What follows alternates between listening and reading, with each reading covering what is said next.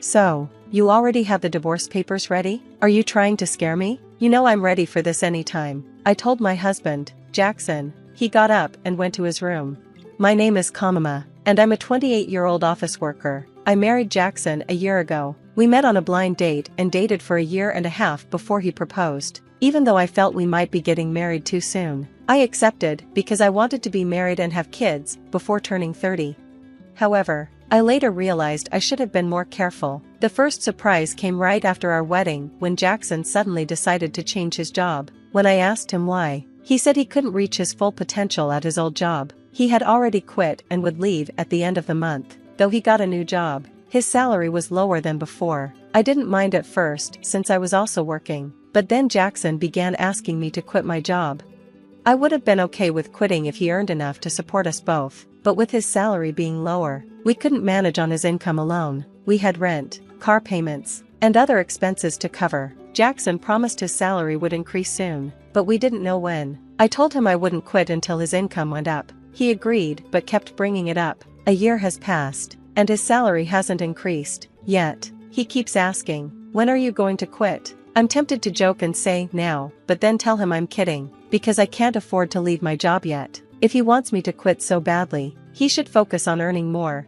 After some thought, I realized why Jackson was so insistent. He wanted me to quit so I could take care of his mother, Helen. Whenever we visited his parents, Jackson would say to her, I just want to make things easier for you, Mom. Helen would thank him, and Jackson would look at me, hinting that I should quit my job. He claims his mother needs help, but Helen is perfectly healthy. She works part-time, enjoys her hobbies, and has a very active life. She doesn't need my help at all. If I were in Helen's shoes, I'd feel upset being seen as someone who needs care when I'm perfectly capable. But Jackson kept insisting that I take care of her. If only one of us were home during the day, we could check on Mom every day, Jackson said. It became clear he wanted me to visit his parents' house daily, and that idea was exhausting. I asked him, Helen is perfectly healthy, so what exactly do you expect me to do? Jackson answered, there's plenty you could do, housework, running errands, and more.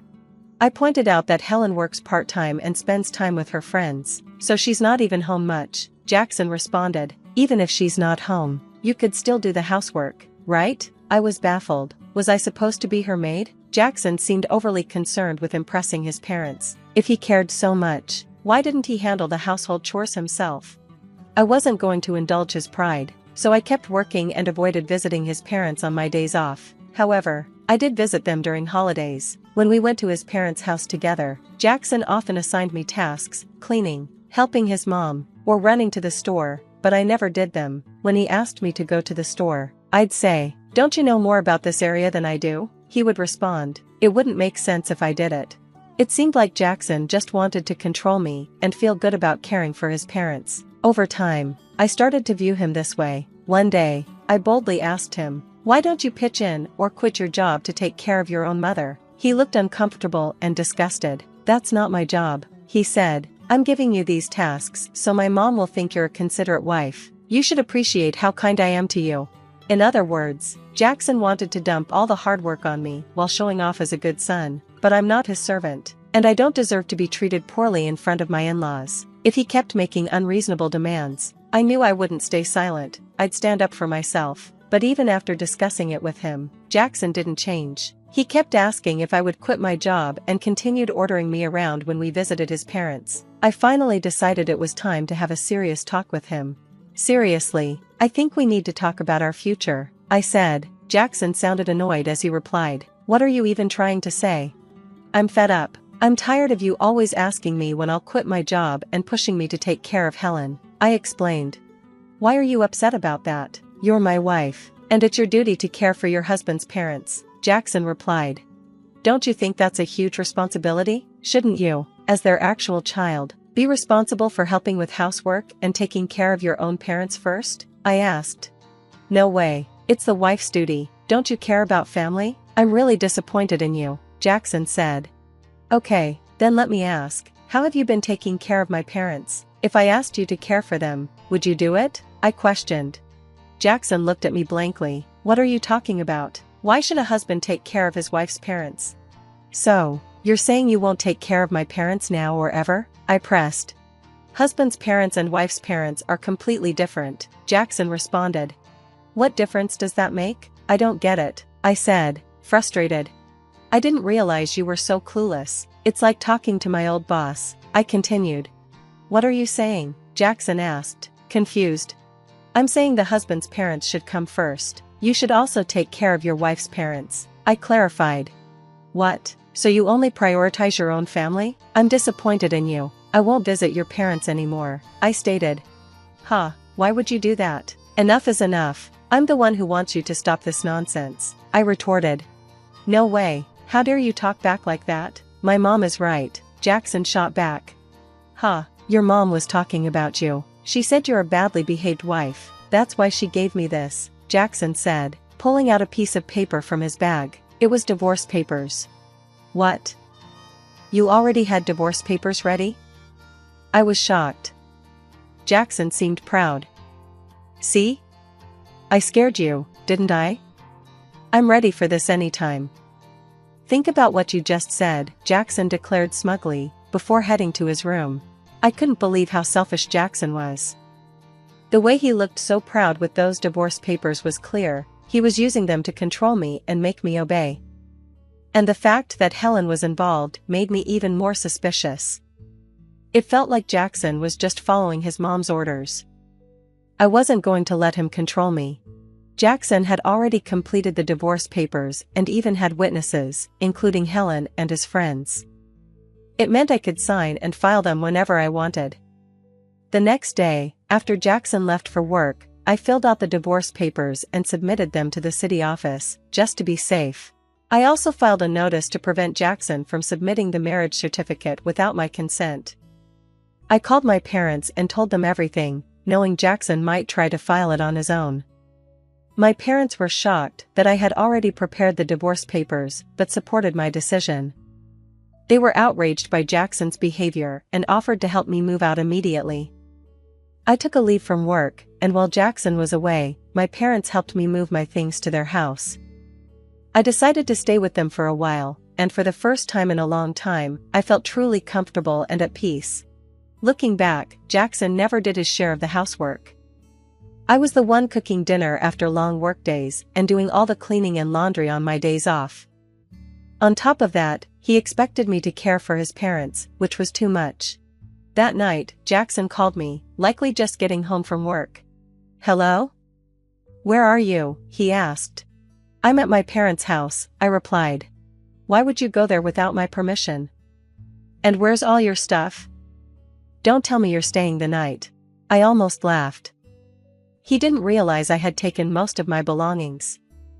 His selfishness was obvious. I'm not coming back, I said firmly. What are you talking about? Come back here and make me some food. Make it yourself, I replied and ended the call. I couldn't talk about the divorce if he kept acting this way, so I decided to wait for him to come to my parents' house and blocked his number. A week later, Jackson showed up at my parents' house with his parents. They all looked serious. I led them into the living room, and we faced each other, 3 against 3. How could you do this? How could you leave without my permission? Jackson demanded. You were treating me like a housekeeper, I replied. All I asked was for you to take care of your family. Jackson countered. That's not true. What kind of wife are you if you don't take care of Jackson? Helen, his mother, shot me an angry look. My father was shaking with anger, but I spoke up. Jackson told me to quit my job and take care of Helen, saying it was my duty as his wife. But when it comes to my family, he expects me to handle everything alone. Jackson just wants to control me and uses me to care for his parents while taking credit for it. He prioritizes them over me. Helen glared, but Jackson's father, Carter, seemed confused. It was clear he hadn't heard this before. Let's clear the air, Jackson said, bringing up the divorce papers and claiming it was Helen's idea. Why would you suggest that? Carter asked, surprised. Oh no, it's because Kamama has an attitude problem, Helen stammered. And did you really say my parents don't matter? I pressed. Well, it's only natural for your own parents to come first, Helen responded defensively. Don't be ridiculous, I replied. Carter, Jackson's father, spoke up. I came here to support you after hearing about the unfair treatment Camila endured, but now it seems you're the one at fault. Don't hide behind your parents' authority to get your way. Carter's words made Jackson visibly shrink in his seat.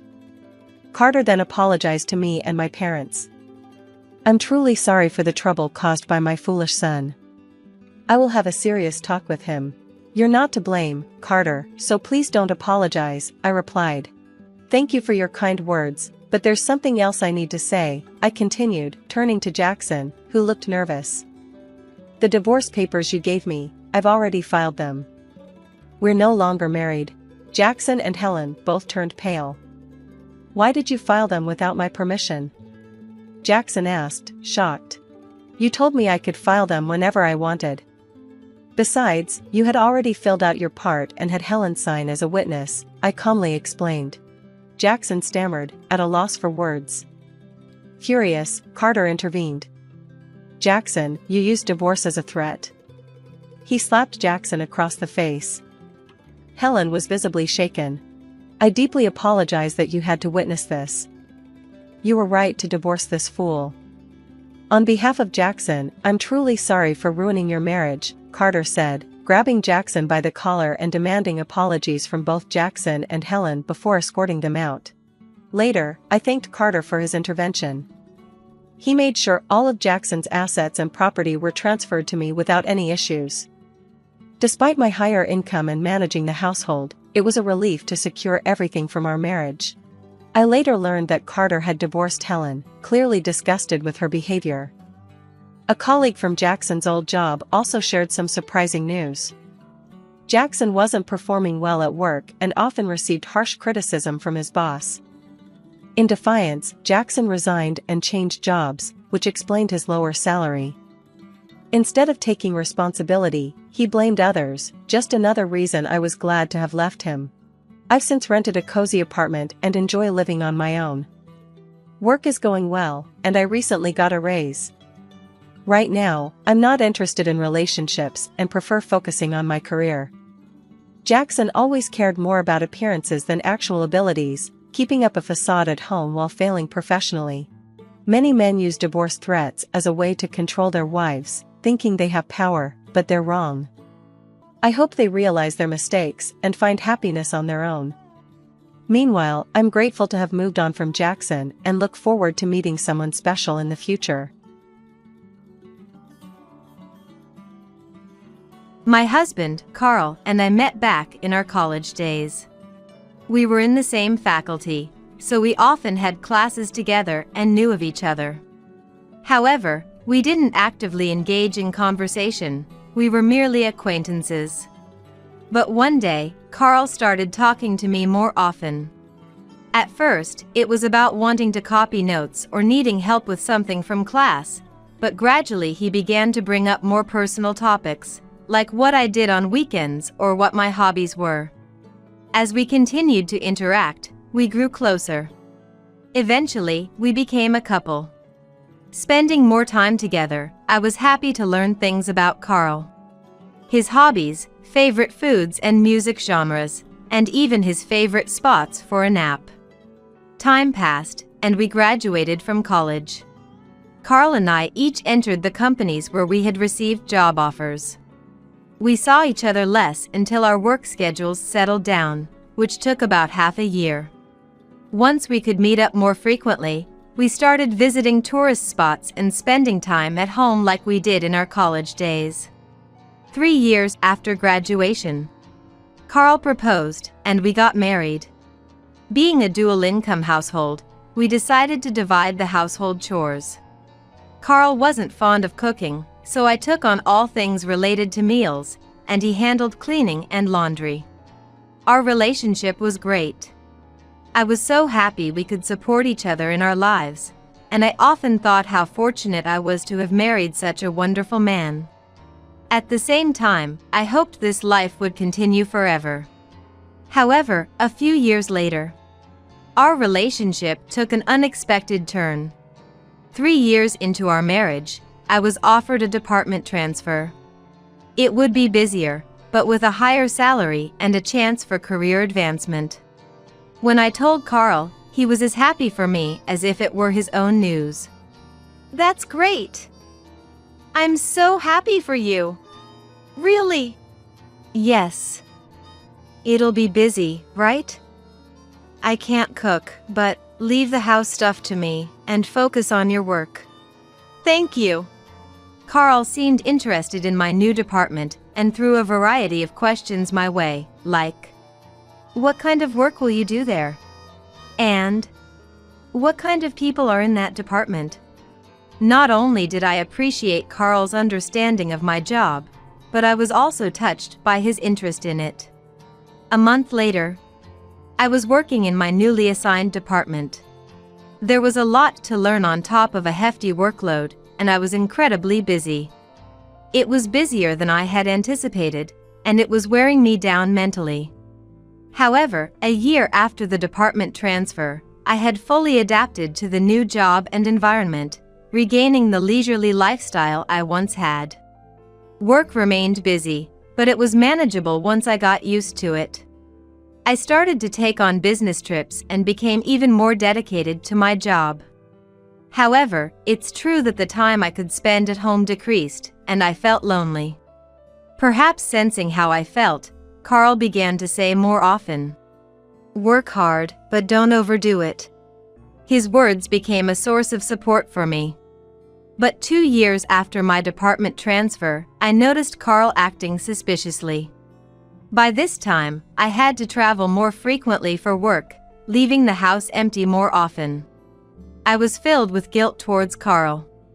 Yet, Carl would kindly say, "It's work, it can't be helped." I took his kindness for granted, and I let my guard down completely. One day, after finishing work at a business trip location, I called Carl and noticed something odd about him over the phone. He seemed overly flustered and was breathing heavily. What's wrong? You're breathing heavily, aren't you? Breathing heavily. No, I'm not, really. Come on, you are. Are you in the middle of something? I can hang up if you are. Yeah. It's something like that. I'll call you back later. Hey, wait. With that, Carl abruptly hung up the phone. Calling Carl after finishing work on a business trip wasn't unusual. I'd call just wanting to hear his voice, with no particular reason. Carl would do the same, and it had become a norm between us. Maybe the timing was just bad that day. I thought so, but the next day and the day after that, Carl's behavior remained unchanged. It seemed like he found calls from me bothersome. "What's up? You don't need anything? I'll call you back, then. Bye." He kept saying he would call back, but he never did.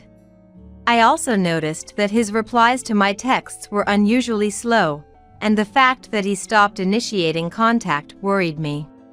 At this point, I began to suspect Carl was hiding something from me. Even when I returned home, something was off. It felt cold, or maybe indifferent, something like that. Oh, Betty, you're back. Yeah.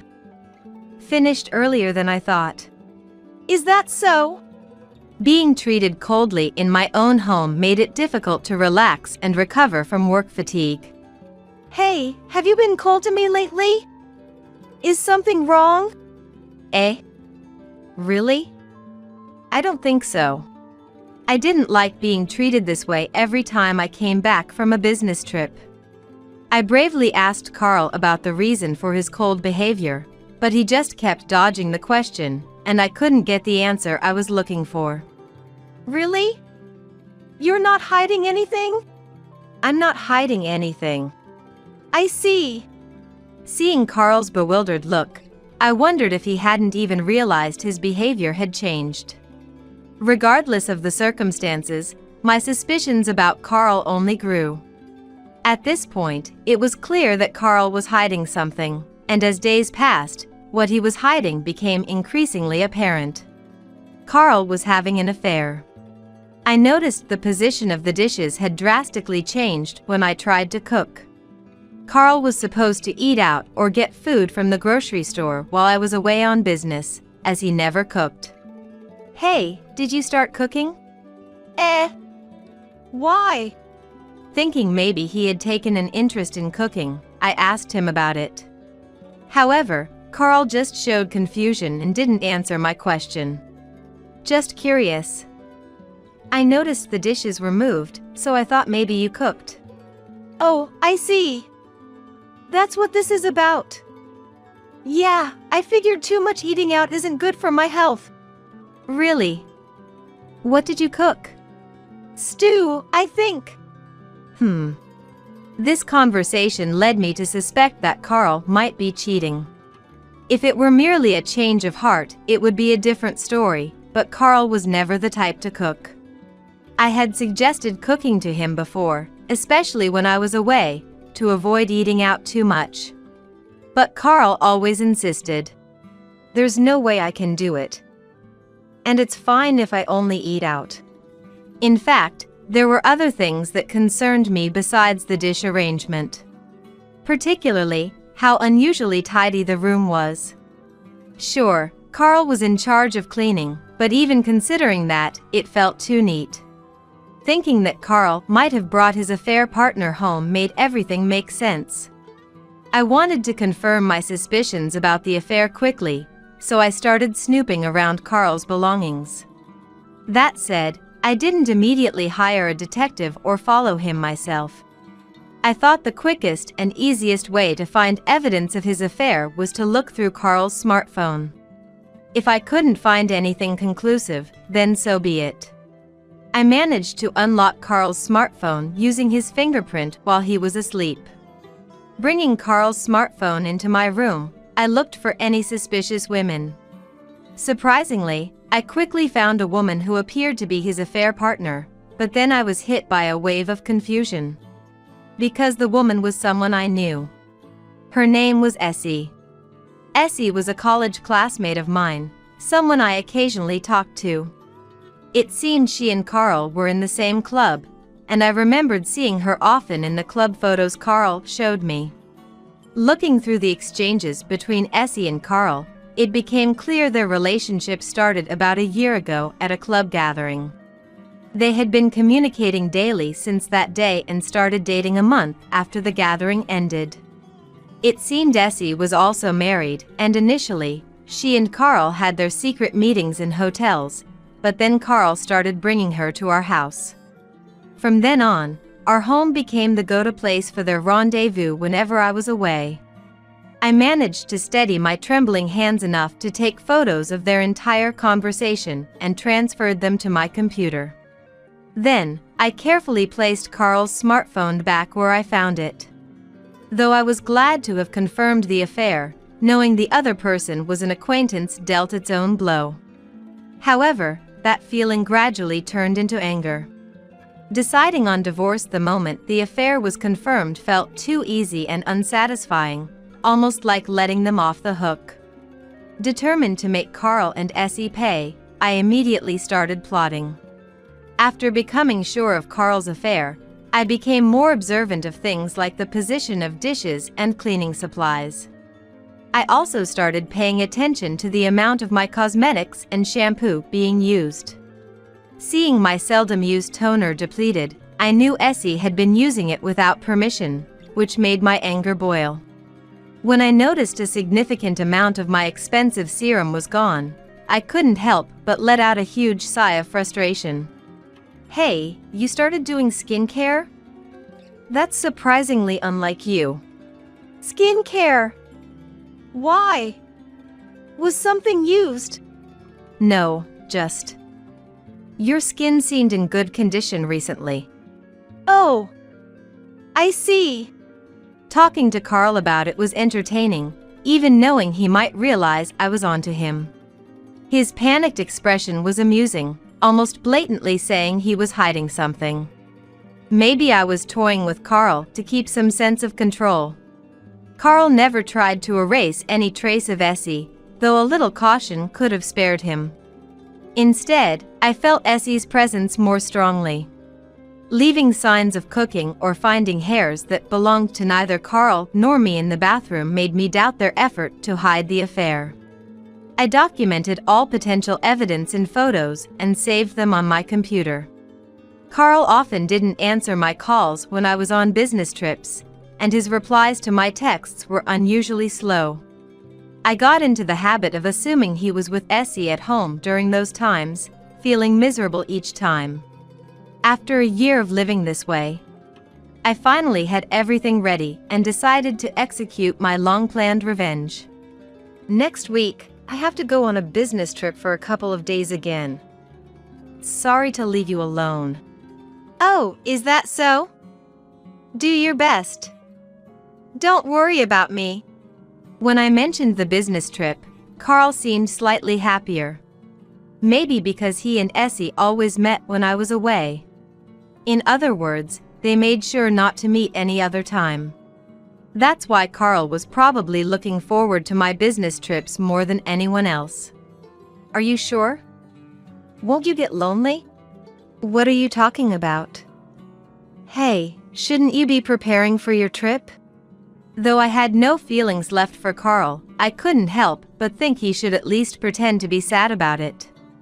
I then pretended to prepare for the trip as Carl had suggested. Actually, going on a business trip was a lie. The days I told Carl I would be away were actually when I planned to work remotely. If Carl thought I was not home, there was a very high chance he would bring Essie over for their secret rendezvous. My idea of revenge was to burst in on them when they were in the midst of enjoying themselves and confront them with a divorce. I wondered if there was anything more I could do, but this plan seemed the most straightforward. On the day, I left the house with my large carry-on bag as I usually would when going on a business trip. See you in 2 days then. Yeah. Carl seemed quite restless, probably excited to see Essie. Essie's arrival time was predictable. On Carl's workdays, it was 7 p.m., and on his days off, it was 10 a.m. That day was Carl's day off, so she would likely arrive around 10 a.m. After working at a cafe until the expected time, I returned home, wondering if Essie had arrived. I quietly entered the house and unlocked the door. Right inside, I found a coat strewn about that I would never wear.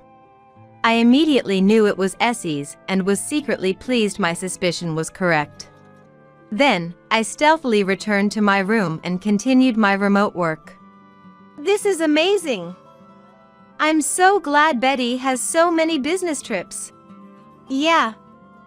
I'm happy we get to meet so much. Nobody suspects a thing, and it's the perfect spot. The next room was Carl's. Listening in, I could hear Carl and Essie happily chatting away. How come Betty hasn't noticed anything? I would definitely notice if it were me. But it's because Betty is oblivious that we can meet like this, right? Well, that's true. I thought to myself, who's the oblivious one here, as I continued to listen. Despite being the subject of their mockery, I didn't feel angry. Probably too tense for any other emotion to surface. In a few minutes, their conversation dwindled. And in its place came the sound of rustling sheets and more intimate noises. I wanted to cover my ears but resisted. Minutes later, I heard their heavy breathing and knew their act was over. This was my moment, so I entered the next room. Hey! Betty! Why are you here? Wait, what? The moment they saw me, Carl was shocked, and Essie screamed, frantically trying to cover herself. Seems like you were having a good time. How long have you been here? Wait, why are you here? Weren't you supposed to be on a business trip? That was a lie. I knew you two were having an affair, so I thought I'd catch you in the act. No way! You said she hadn't noticed. That's what I thought. I heard everything you said earlier. Talking about me being oblivious and all that. Wait, so you knew from there? I heard everything you two were doing. The moment I said that, I could see both of their faces turn pale. First off, get dressed quickly.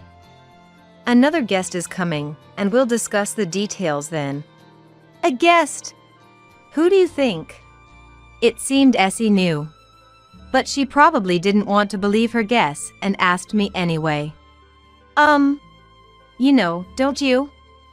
You probably at least have a guess. Anthony. Correct. I also called Anthony. Anthony is Essie's husband and was in the same college year as Carl and me. When I found out Carl's affair partner was the married Essie, I asked a friend who was close to Essie. That's how I quickly learned that Anthony was her husband. Along those lines, I told the friend about the situation, got Anthony's contact information, and got in touch with him. After telling Anthony about Essie's affair, his lack of surprise was striking. However, unexpectedly, when I mentioned wanting revenge, he agreed to join in. So, she really was doing it. I'm surprised it's with him, though. Did you know she was cheating? Kind of. I was thinking it was about time to do something about it. I'll help you, Betty. I've got a lot I want to say to Essie too. Watching them hurriedly get dressed, I remembered the conversation I had with Anthony. Neither Carl nor Essie attempted to flee. Once dressed, they quietly waited for Anthony to arrive. A few minutes later, the sound of the door opening signaled Anthony's entry, as I had left it unlocked for him. I had informed Anthony about the plan and the timing, so I felt relieved that things would proceed smoothly. Essie. What the hell are you doing? Anthony. Well, this is, I'm not asking you. I'm asking Essie. Anthony seemed angrier than I expected.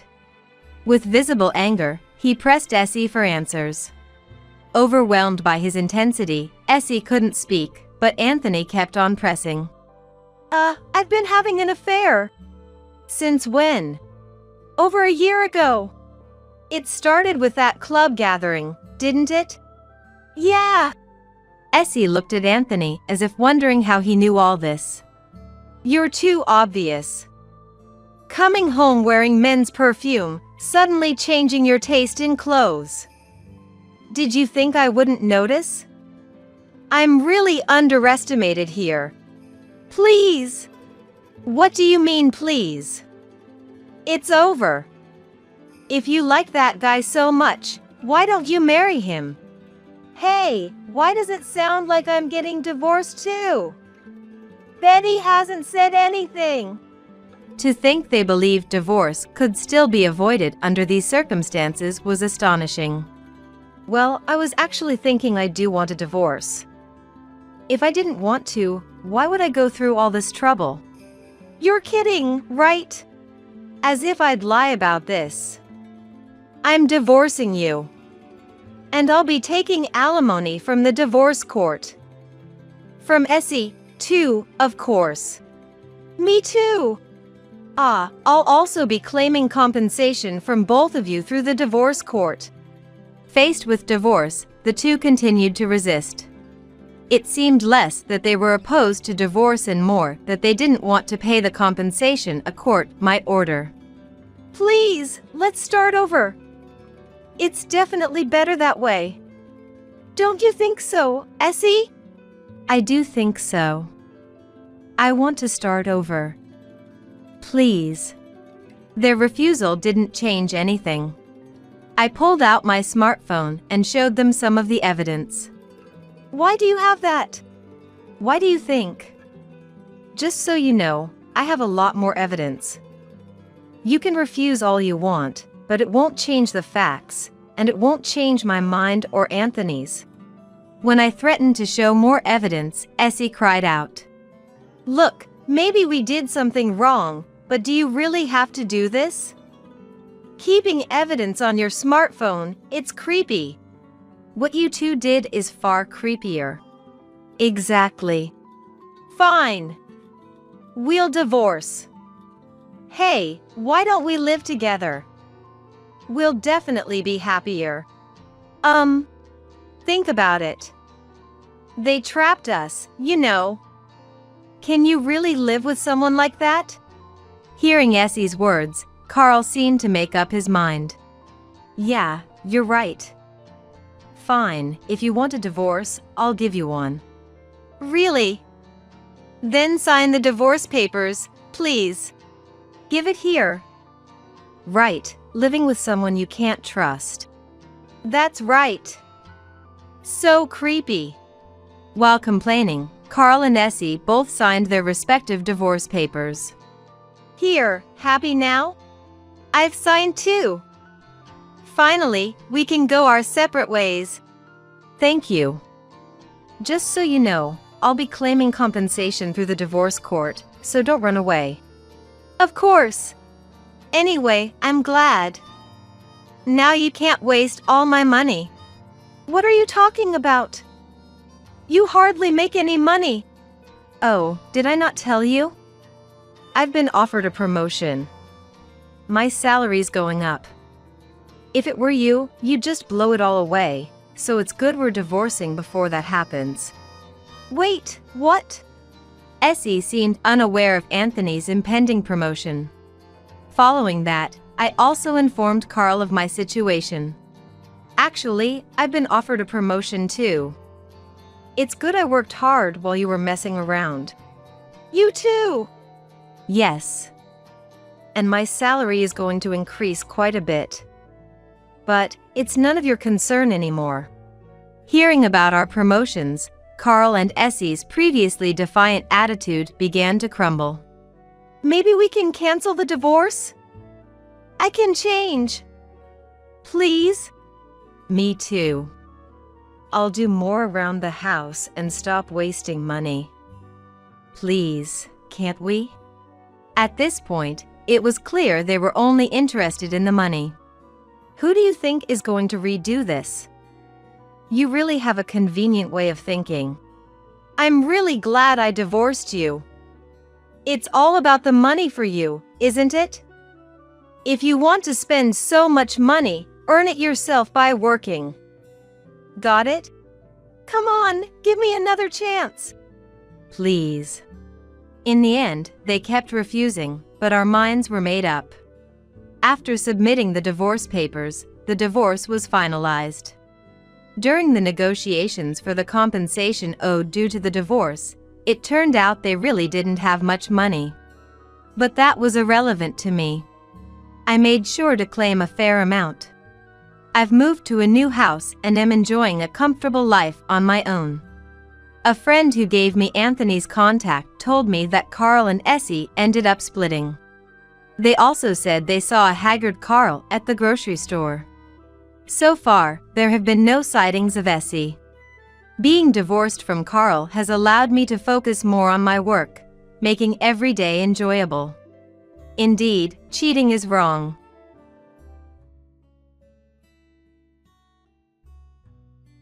I'm part of this local organic extracurricular group.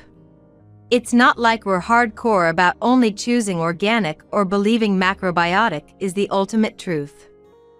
It's more about gently encouraging each other to live a healthier and more natural lifestyle. We gather about twice a month, exchange information while chatting, and sometimes, if the organizer feels like it, they'll invite some expert to give a lecture. Anyway, it's all pretty laid back. I figured it was about time I started taking care of my health, now that I'm over 30. That's how I got into it, out of curiosity.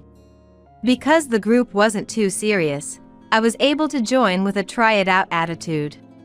But once I got into it, I found that natural foods have quite the depth and are interesting. Once I start something, I dive deep into it. Buying stuff is fine, but wouldn't it be even better to grow it yourself? So, I started a home garden.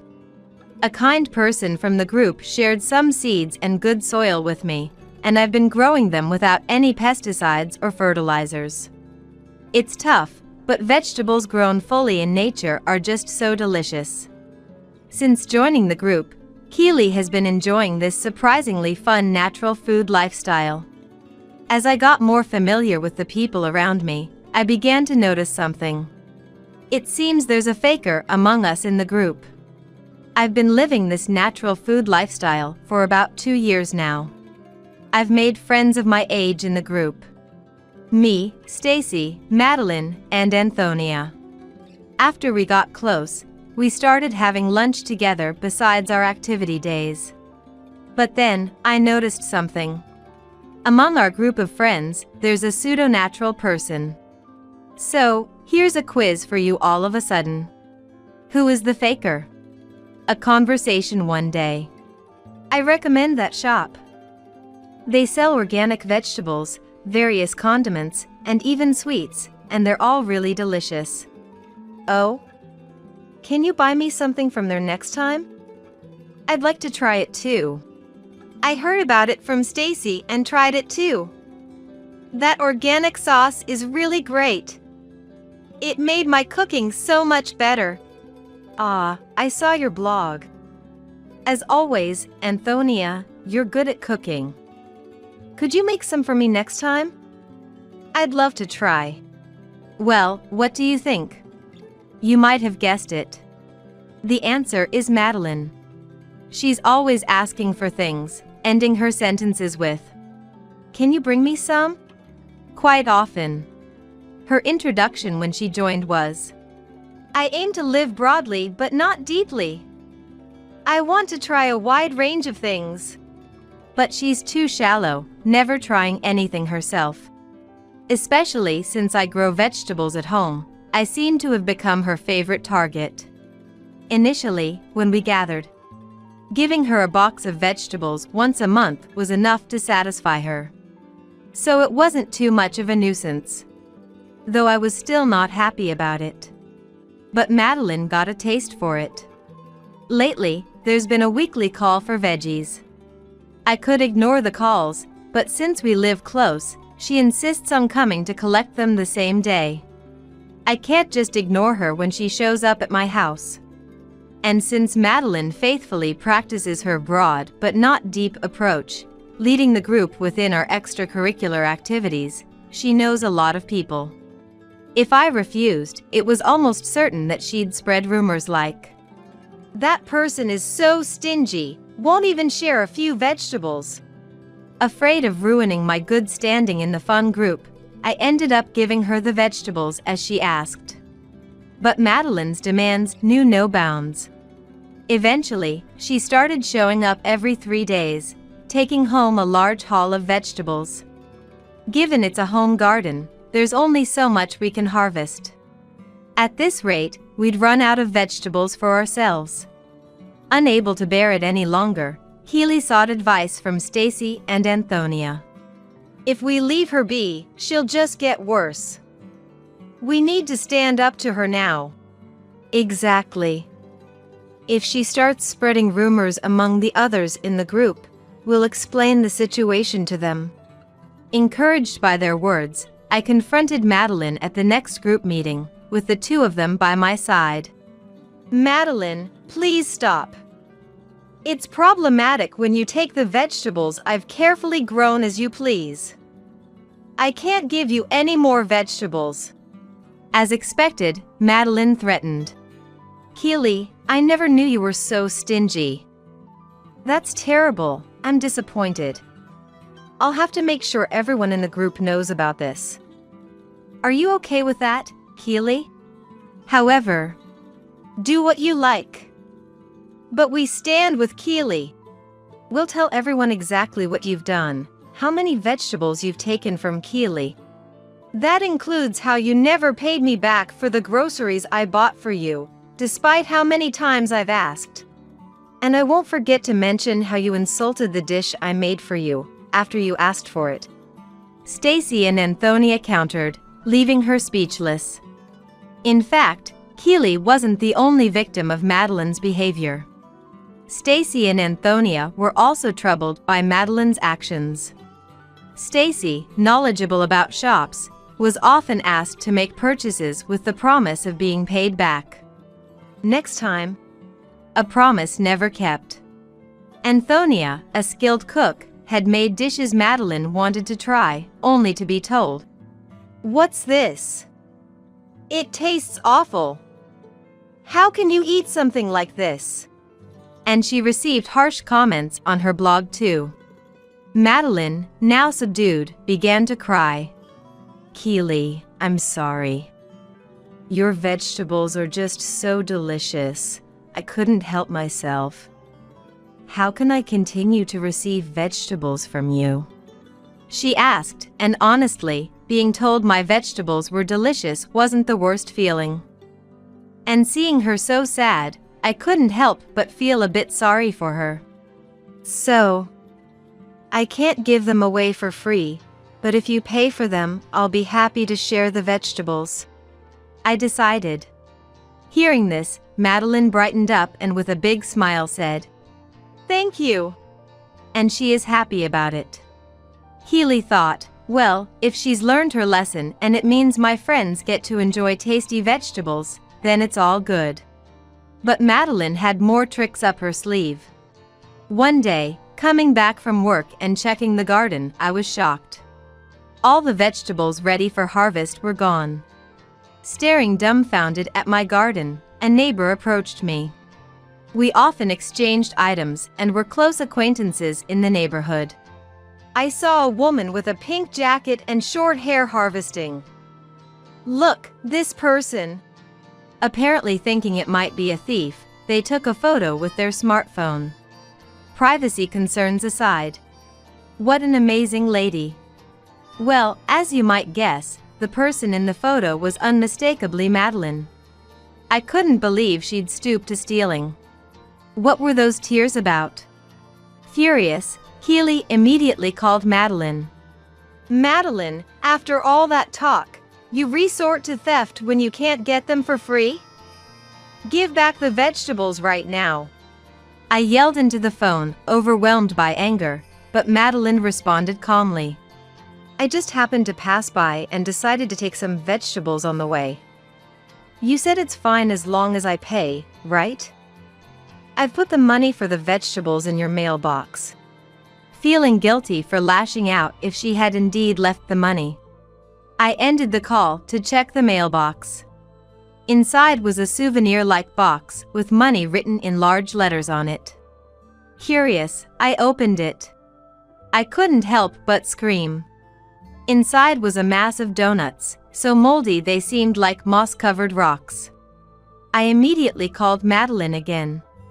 Then she said, "The payment is 1 box of donuts.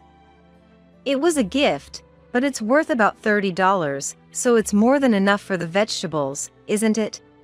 Mold as payment, what a joke. "Then you eat them," I thought, barely containing my anger. "Oh? They were fine when I put them there. Maybe the humidity at your place is bad, and they got moldy quickly? It's not my fault, so it can't be helped," she replied, and I was so tired of dealing with her that I just hung up, giving up. I couldn't stay silent after being mocked to this extent. I resolved to get back at Madeline, no matter what. Recently, Keely had picked up a new hobby. Prompted by a fellow extracurricular activity member, she started beekeeping. It's a simpler extension of the home garden, but she could actually harvest honey. Keely's natural food lifestyle seemed to be leveling up even more. I shared the story of the vegetable theft with Stacy and Antonia, and we decided to dissolve our group with Madeline. Not that we explicitly ostracized her, we'd still talk if she approached us. But we made sure never to bring up beekeeping near her, knowing it would just tempt her again. However, in such a small world as our extracurricular activities, information somehow leaked, and one day Madeline approached me. "Keely, you're making honey? Don't be shy. Why didn't you tell me?" she said with a smile, so I tried to ignore her with a smile of my own, but, "Could you bring me a jar next time?" Of course, she had to ask. I politely refused. I'm not seriously into beekeeping, and the honey I get is just a small amount. If she took as much as she did with the vegetables, I'd run out in no time. I'm stretched thin just sharing with Stacy and Antonia. And no matter how much I have, I wouldn't want to give any to Madeline. It seems she saw me giving some to the others. That's so mean to play favorites. She cried, but I ignored her. She left, complaining. A few days later, something was missing from Keely's garden. Knowing the culprit, Keely didn't hesitate to call. Madeline, do you know what happened to the large jar from my garden? As if she was waiting for it. Ah, the big honey jar? I just happened to pass by and took it. Clearly, Madeline was the culprit. I could almost see her smirking face. What? You stole again? I gave her exactly what she wanted by reacting. Predictably. As long as I pay, it's fine, right? I've put the money in your mailbox, she said. Well, I had already checked the mailbox, expecting this. Inside was another money box, which smelled horribly of mold from the outside, so it went straight to the trash without opening. Same old trick, how dull. But, did you know? You see Winnie the Pooh enjoying honey from a big jar, but nowadays, it's rare to store honey in such an obvious jar. So, what kind of jar did Madeline take, you might wonder? Here's how it went down. Don't open that jar, I strongly insisted. Eh? Why? Madeline sounded amused by my distress. Don't open it. Maybe I'll just open it? Don't open it. Maybe I will. Absolutely do not open it. I'm going to open it. Ah, she did it.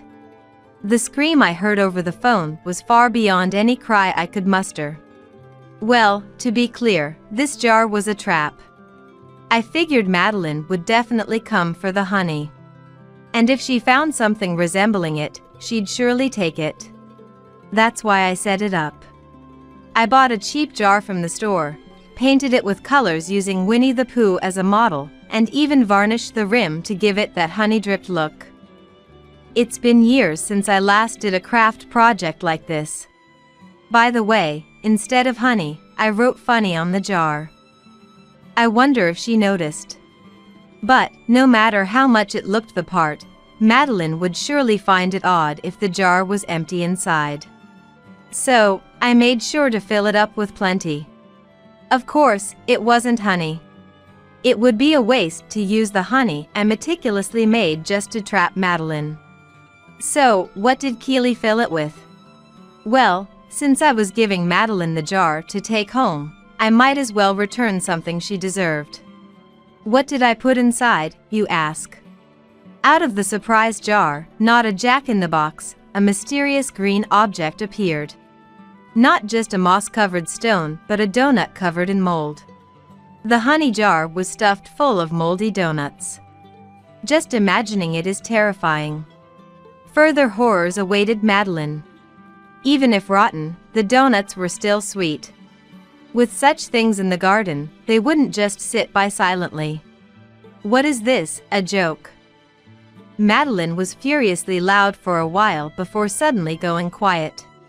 Then, I wondered what happened when a tremendous scream erupted. So what happened? Ants, ants! They were swarming. The ants. Actually, this was unexpected. I intended to trouble her with moldy donuts by setting up the jar trap. Right. Leaving a donut jar in the garden would attract ants. It wasn't my intention, but while the jar was waiting for Madeline in the garden, ants were drawn to the donuts. Thus, the ultimate trap was born, moldy donuts with a side of ants. Madeline, caught by the revenge of the moldy donuts and ambushed by ants, seemed to have dropped the jar.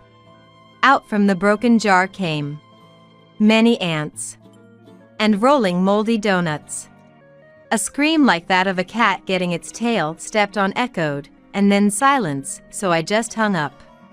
Well, the donuts were a modest thank you to the ants for their cooperation. Probably they won't get sick from it. I hope they enjoyed it. Haunted by the jar full of ants, Madeline never came near Keely's garden again. Day on, you'll be the one taking care of Mom. Caden's wife, Bonnie, said to their younger brother Danny, forcefully pushing the wheelchair I was sitting in towards him. Wait a minute.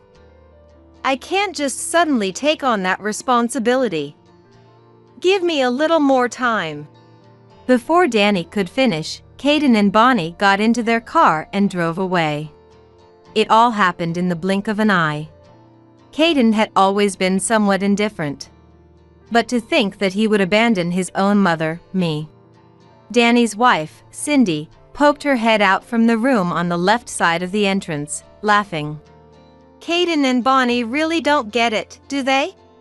Cindy's remark made me laugh too. She was absolutely right. I'm glad we prepared for this in advance. Caden and Bonnie will soon regret what they've done.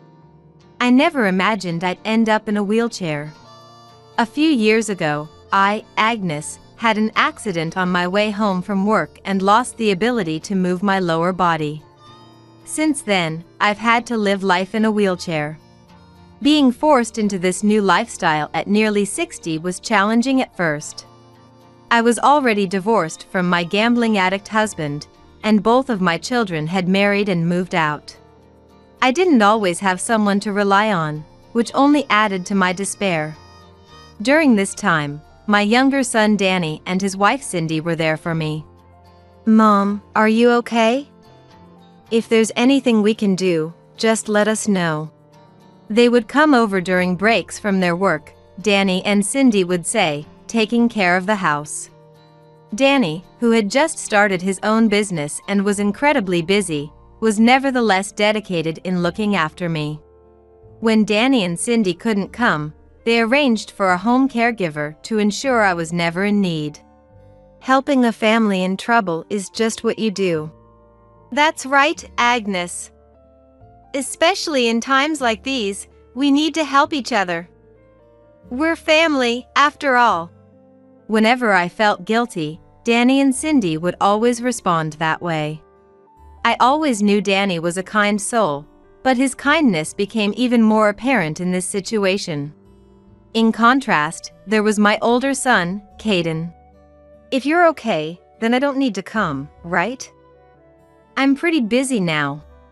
When I told Caden about my new life in a wheelchair, he seemed concerned at first. But as soon as I said I was fine, he ended the call quickly. And since then, he hadn't contacted me at all. He had always been indifferent, lacking a sense of conscience. He always had plenty to say to me, and we often used to argue. I still remember how he treated me when I caught a cold and couldn't cook a meal. Mom, you always sacrifice yourself for your kids, right? Being born to a parent like you, I guess I'm just unlucky. Caden said coldly, looking down at me as I lay feverish. I can't forget the coldness in his eyes. Similar incidents had occurred several times since then. It was not surprising given Caden's nature, but it was still a shock. However, surprisingly, Caden recently started visiting home. Mom, how are you feeling? He and Bonnie would ask when they came to visit, which really took me aback. Lately, Danny and his wife had become busier as their business took off and couldn't visit as often. Seemingly aware of this, Caden and Bonnie started to come by more frequently. They helped around the house just like Danny and his wife did. It's tough for you, alone. We'll try to drop by more often, Caden said with a refreshing smile, making me wonder if he was really the same person. From then on, Caden and Bonnie indeed came every weekend. They were both kind and considerate, as if everything in the past had been a lie. At first, I was shocked by how much Caden had changed and wondered why, but gradually, I started to feel that meeting Bonnie had been good for him. The way Caden looked at Bonnie was filled with kindness. Maybe something in Caden's heart had changed during the time he spent with her. I was grateful to Bonnie for changing Caden. Mom, it's been a while. I finally managed to come. That's what Danny said when he visited after half a year. That day, Caden and Bonnie were also at the house.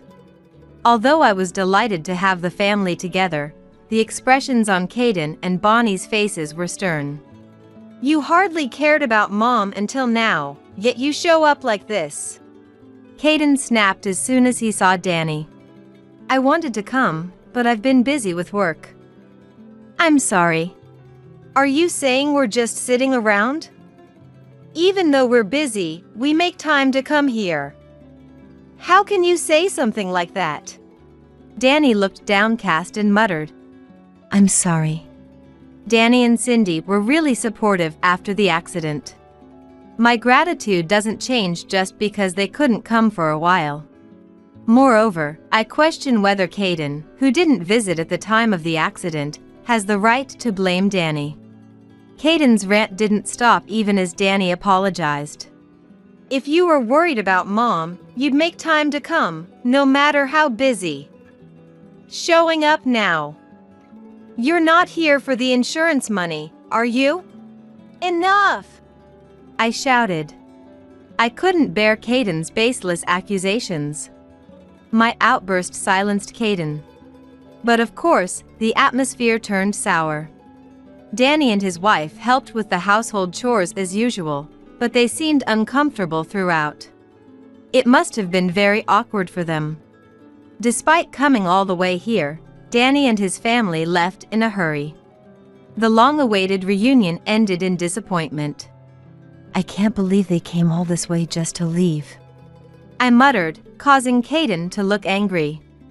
They're strange, showing up out of the blue like that. That's not true. Before you and Bonnie started coming, Danny took great care of me. I retorted, and Caden just scoffed. Maybe that's their strategy? I asked what he meant, but Caden didn't answer. Instead, Bonnie spoke up.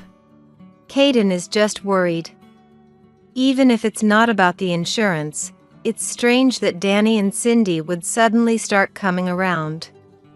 Maybe they're planning something? Bonnie seemed to agree with Caden, who nodded. Maybe their company isn't doing so well. So, they're trying to cozy up to you, hoping for some financial help.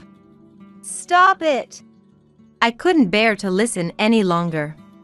Raising my voice made Caden and Bonnie quiet down. Thank you for helping, but I think it's best if you leave for today. I practically forced Caden and his wife out. Why did it have to come to this? I was so sad I felt like crying.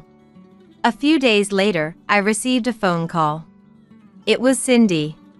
Agnes, I need to talk to you. You might not believe this, but... Cindy started speaking seriously. Her voice more severe than I'd ever heard, stirring up anxiety. Actually, the last time we were over, I overheard Caden and Bonnie saying, "Soon this house will be ours." It seems like they're planning to drive you out. I was so shocked, I couldn't think straight. Cindy apparently heard Caden and Bonnie talking. Just a little more convincing, and we can get Mom out. Then this house will be ours. Old folks will believe anything if you're convincing enough, it's easy. They were laughing about it, according to Cindy. I can't believe it. I didn't doubt Cindy, but it was hard to believe. That Caden would deceive me for the sake of the house. I understand how you feel. But please, look at this. The screen of her phone lit up. It seemed Cindy had sent me a video. While on the phone, I watched the video. There were Caden and Bonnie, saying what Cindy had just told me. I nearly collapsed from shock. Caden's change of heart was just a ruse to deceive me. If he could get me out, the house would be his. He had been kind to me, trying to gain my trust for that purpose. I had almost fallen for their scheme. While I was silent, Cindy spoke up again. So I have a suggestion. What if we demolish the house? If you don't want to hand it over to Caden and Bonnie, demolishing it might be an option. Danny's voice faintly reached me from the background. It seemed like Cindy had put the phone on speaker, and now Danny's voice came through more clearly. Sorry for bringing this up so suddenly, he said, then started to speak. The house is old, isn't it? I've always wondered what your plans were to do with it. If you're not thinking of passing it on to Caden or me, maybe it's a good idea to just clear the land? The sudden proposal left me feeling quite bewildered. I hadn't given much thought to what to do with the house. I assumed the children would decide. That's what I had in mind. So being asked to make a decision so suddenly left me puzzled. It's a big decision, so take your time. But please be careful around Caden and Bonnie. You never know what they're planning. With those parting words, Danny hung up. For about a week, I pondered deeply. This house was bought with hard work by both of us before my husband got hooked on gambling. It's filled with both good and bad memories. What's the best thing to do? While caressing the pillar where Caden and Danny's heights were marked, I kept thinking. Even during that week, Caden and Bonnie kept visiting. Danny and Cindy have been coming around a lot lately. Wonder what they're up to. Maybe they're after your money. You shouldn't give in to them. Bonnie's smile stirred anger within me. It's you two who are trying to take from me, isn't it? I endured and tried to behave normally. Knowing Caden and Bonnie's true intentions made their kindness feel deceitful. Rather than letting Caden and Bonnie have their way with the house, I might as well. I made up my mind, picked up my mobile phone, and made a call. After a while, Caden and his group came to the house again. As soon as they entered, Caden started calling Danny. Danny, I have something important to discuss. Can I come over to your place? Caden spoke briefly with Danny and then hung up. We'd like to have an important discussion with Danny and his family. It involves you, Agnes, so we'd like you to join us. With those words, Bonnie smiled. I obediently got into the car, as told. It took about 3 hours to drive to Danny's house. Danny and Cindy had been commuting this distance for us. Thinking about it made me feel grateful yet somewhat guilty, a strange mix of emotions. Upon reaching Danny's house, without waiting for Bonnie and me to get out of the car, Caden briskly walked towards the entrance. As soon as Danny appeared, Caden said, "From today on, you'll be the one taking care of Mom." Bonnie pushed the wheelchair I was sitting in towards Danny, as if thrusting me at him. Just wait a minute. You can't just spring this on me. We need to talk more. Danny was cut off mid-sentence as Bonnie began to speak.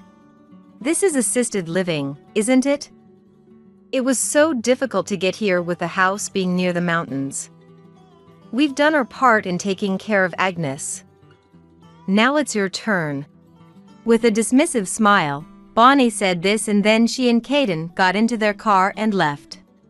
It all happened so fast. Left behind, I was welcomed into Danny's home. I can't believe they actually left you, Danny murmured with disappointment. Footsteps echoed as Cindy came out of a room on the left side of the entrance. Laughing. Caden and Bonnie really don't get it, do they? Cindy laughed so much that I ended up laughing too. I wondered how they would react when they realized things didn't go as they planned. Just imagining it made me laugh even more. Danny, who had believed in Caden until the end, watched us with a complex expression. Mom! What's going on? It was about 5 days after I was kicked out of the house that I got a call from Caden. What's wrong? What's going on? I tried to sound as calm as possible. Caden seemed irritated. What do you mean, what's going on, damn it? He muttered. Just now, some company showed up at the house saying they're starting demolition work and kicked us out. The company Caden was talking about must have been the one I had arranged. Following Danny's suggestion, I had decided to demolish the house. I had managed to complete the procedures before Caden and his wife could take over, feeling relieved, but then they showed up. What's going on? We were planning to live in that house. We even gave up our apartment. What are you going to do about it? It turned out that Caden and Bonnie, after kicking me out, had moved their belongings into the house and started living there. But today, they were relaxing at home when the company arrived and were unceremoniously kicked out. I have no idea about that. I just decided what to do with the house and chose to demolish it. Caden, infuriated by my calm response, started yelling over the phone. Don't mess around! That house is mine too! Don't do whatever you want! Who's the one being unreasonable? Kicking me out of the house and trying to make it your own. That house was bought with hard work by me and Dad. I'll do what I want with it. I shouted this into the mobile phone and then hung up. After that, Caden kept calling and emailing me. I was taking care of you. The least you could do is give me the house. When I received that email, I felt unbearable anger. I appreciate the help you gave. But that's separate from the house. I don't want to see the face of someone trying to deceive their parent.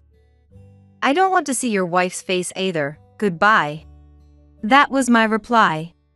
Before Caden could contact me again, I set my phone to block his calls. Unable to reach me, Caden apparently visited Danny's house several times, but no one was there anymore. We had already moved. Lost and without options, Caden eventually left. When I told Danny about my decision to demolish the house, he made another suggestion. Cindy and I were talking, and we were wondering, Mom, would you like to work at my company? I was taken aback by Danny's sudden offer. That's a generous offer, but are you sure? Our company's administrative department just had a vacancy. It was unexpected, and we haven't even posted a job listing yet. You've always worked as an administrative officer, Mom, so it seemed like a perfect fit. Danny added that, of course, it was only if I felt comfortable with it. I gladly accepted. If I was leaving this home, I needed to find a new job anyway. But at my age, and in a wheelchair, finding work wasn't going to be easy. Danny's proposal was a blessing. And if you're as okay with it, how about moving in together? Cindy continued speaking, oblivious to my astonishment. I've always known we'd live with you one day. That's what Danny told me before we got married, so I was prepared to move in together. I was surprised to learn this new information. I had no idea Danny and Cindy cared for me so deeply. Moved by their kindness, I felt tears welling up. Thank you, I whispered, my voice breaking. You've always worked hard for the family, Mom. Seeing how hard you worked, I always vowed to repay you someday. So please, don't ever think you're a burden to us. Danny said, a bit embarrassed. His unchanged kindness since he was a child made me feel that all the struggles were worth it. After moving to Danny's house, we soon relocated to a new home. Danny's current place was rented, but he had recently built a new house. I wanted to surprise you, so I kept it a secret, Danny said with a smile. I was constantly amazed by Danny and his family. Mom, you don't have to go to work, so please take care of the house. With a gesture of apology, Danny hurried out. Apparently, they had just received a large order. Even though it was a weekend, Danny had to go to work. Cindy, my grandchild in my arms, and I waved goodbye as Danny rushed off. It's been a little over a year since that incident. In that time, Danny and Cindy had a beautiful child, and Cindy is now focused on parenting. The baby's big eyes are just like Cindy's, and the mouth is a spitting image of Danny. The baby has the best features of both, a truly adorable face.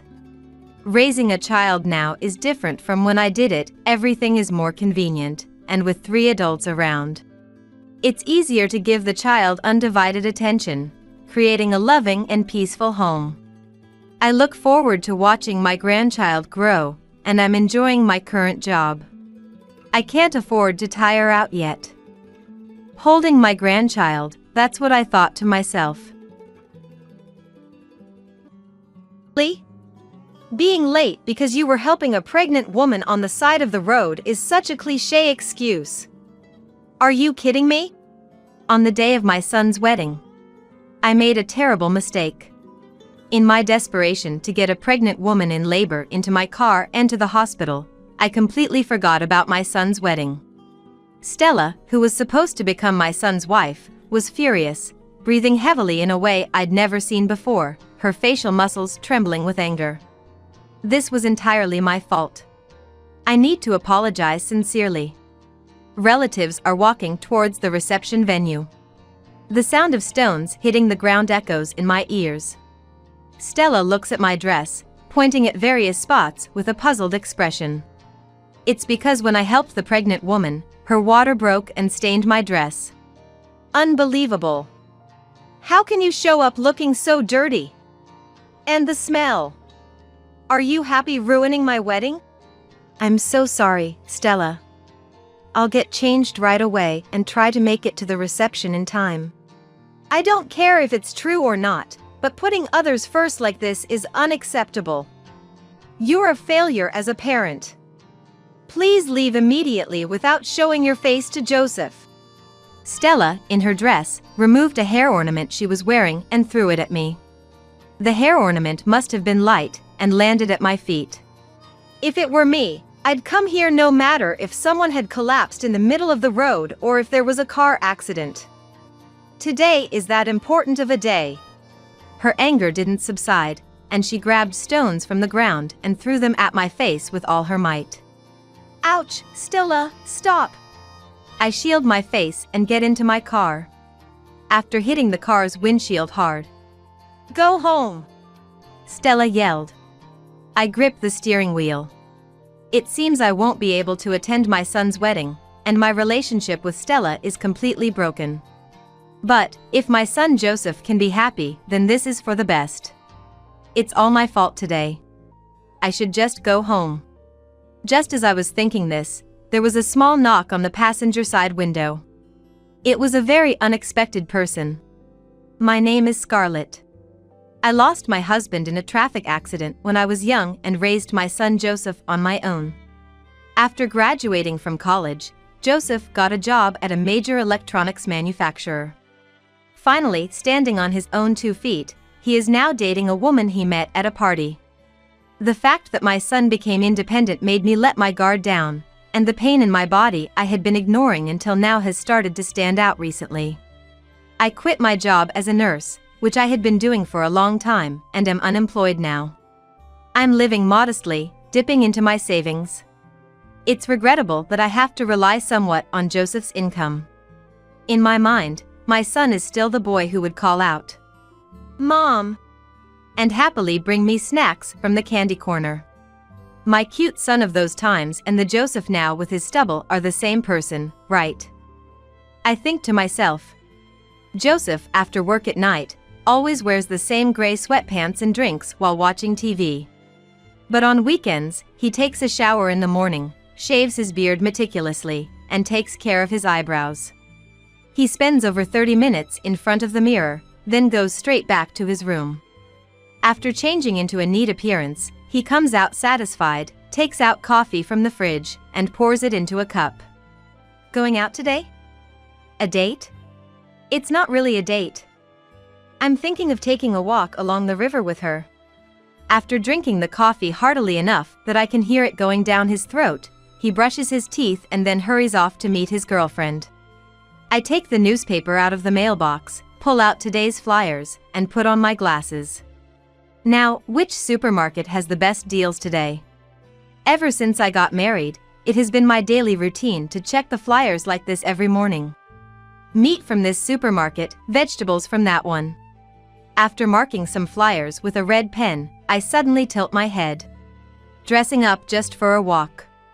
Does she really enjoy that? Joseph never wastes money unnecessarily, perhaps because I always nag him about saving money. As a child, he showed no interest in toys or video games, instead drawing on the back of newspaper flyers every day. Even his pencils and paints were hand-me-downs from a neighbor. Yet, Joseph never complained and seemed happy drawing every day.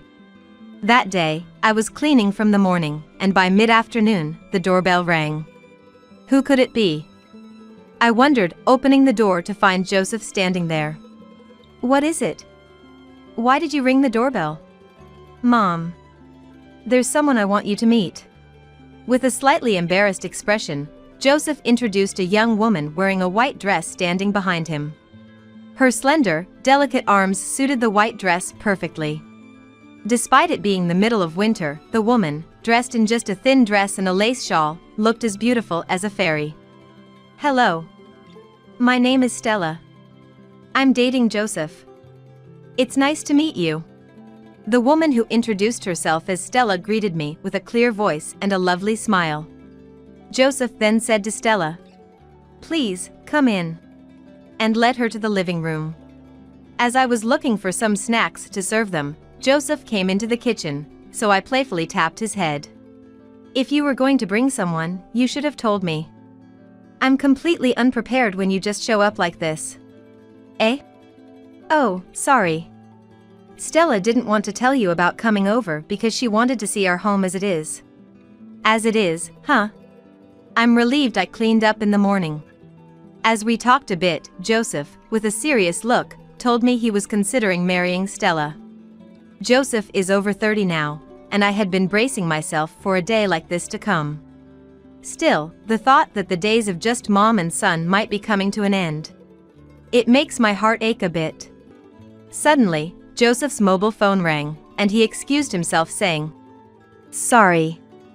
It's a call from work," and left the room. Left alone with Stella, we chatted about trivial things until Stella pointed at a painting of the sea on the wall drawn by Joseph. Is that one drawn by Joseph? Yes, it is. It's a bit see-through on the back because it's drawn on the back of a flyer, but it's a nice painting, isn't it? Stella stood up to take a closer look at the painting Joseph had made. A blue sea and a blue sky. Nothing else, just an expanse of sea painted entirely with blue paint. The blue sea spread out with just blue, and in the blue sky, 2 small clouds floated. Joseph and I went to the beach for a swim just once when he was a child. I explained to Stella that this was a painting of the sea from that time. After silently staring at the painting for a while, Stella sat down quietly in front of me and said, "This painting is very sad." Eh? Really? Oh, I always thought it was a happy painting of us playing at the beach. Is that so? Normally, if you go to the beach, wouldn't you draw yourself swimming? Stella said this to me as if making a clear statement. In this painting of the sea, there is only the blue sky and the blue sea. She declared that surely there were no happy memories of the beach, just a record of the first time seeing the sea captured in the painting. And on a flyer, no less. She criticized me for not even providing proper drawing paper, despite his talent for painting. Joseph is a wonderful person. You should have given him a richer life. He has talent in his painting, and you are surely the one who crushed it. That's not. Joseph never said he wanted to study painting seriously. I thought it was just a hobby. Surely he understood from a young age that the household was poor. Being raised in a single-parent home must have been hard for Joseph. Stella took out a clean white handkerchief from her bag and pressed it against her slightly moist eyes. Until Joseph returned from his call, Stella explained how Joseph has always been frugal. Listening to her, I was filled with remorse from the bottom of my heart. I was a saver, and I had instilled that in Joseph. Having been like this since childhood, perhaps Joseph, even as an adult, naturally practices it and is called a saver by everyone. Maybe Joseph had been complaining to Stella about not being able to afford luxuries as a child. Perhaps I was indeed a terrible mom, as Stella said. Joseph came back after finishing his call. Stella, as if forgetting all our previous conversation, asked if there was an old album of Joseph's childhood or something. While looking through the nostalgic old albums, Joseph and Stella talked happily about what photos to use for their wedding. Stella seems not to have a job and lives at her parents' house, helping with household chores. Thrifty Joseph and Stella, who lives with her parents, seem to make an effort not to spend money, often walking in the neighborhood park. Looking at photos of Joseph when he was young in the album. "We walked here the other day," she says with a gentle smile, truly angelic. A whole year was about to pass since our first meeting. Joseph and Stella continued to date smoothly, and from what I've heard, they got along well without any major arguments. Sometimes when they came to visit, Stella would look at the painting of the sea on the wall and murmur sadly, "Poor thing." So one day, I took it down from the wall and hid it in a corner of a shelf. I wanted to avoid anything that might worsen Stella's impression of me. Later, I had the chance to meet Stella's parents. Stella's parents seemed kind and gentle, impressed by how I had raised my son alone after losing my husband at a young age.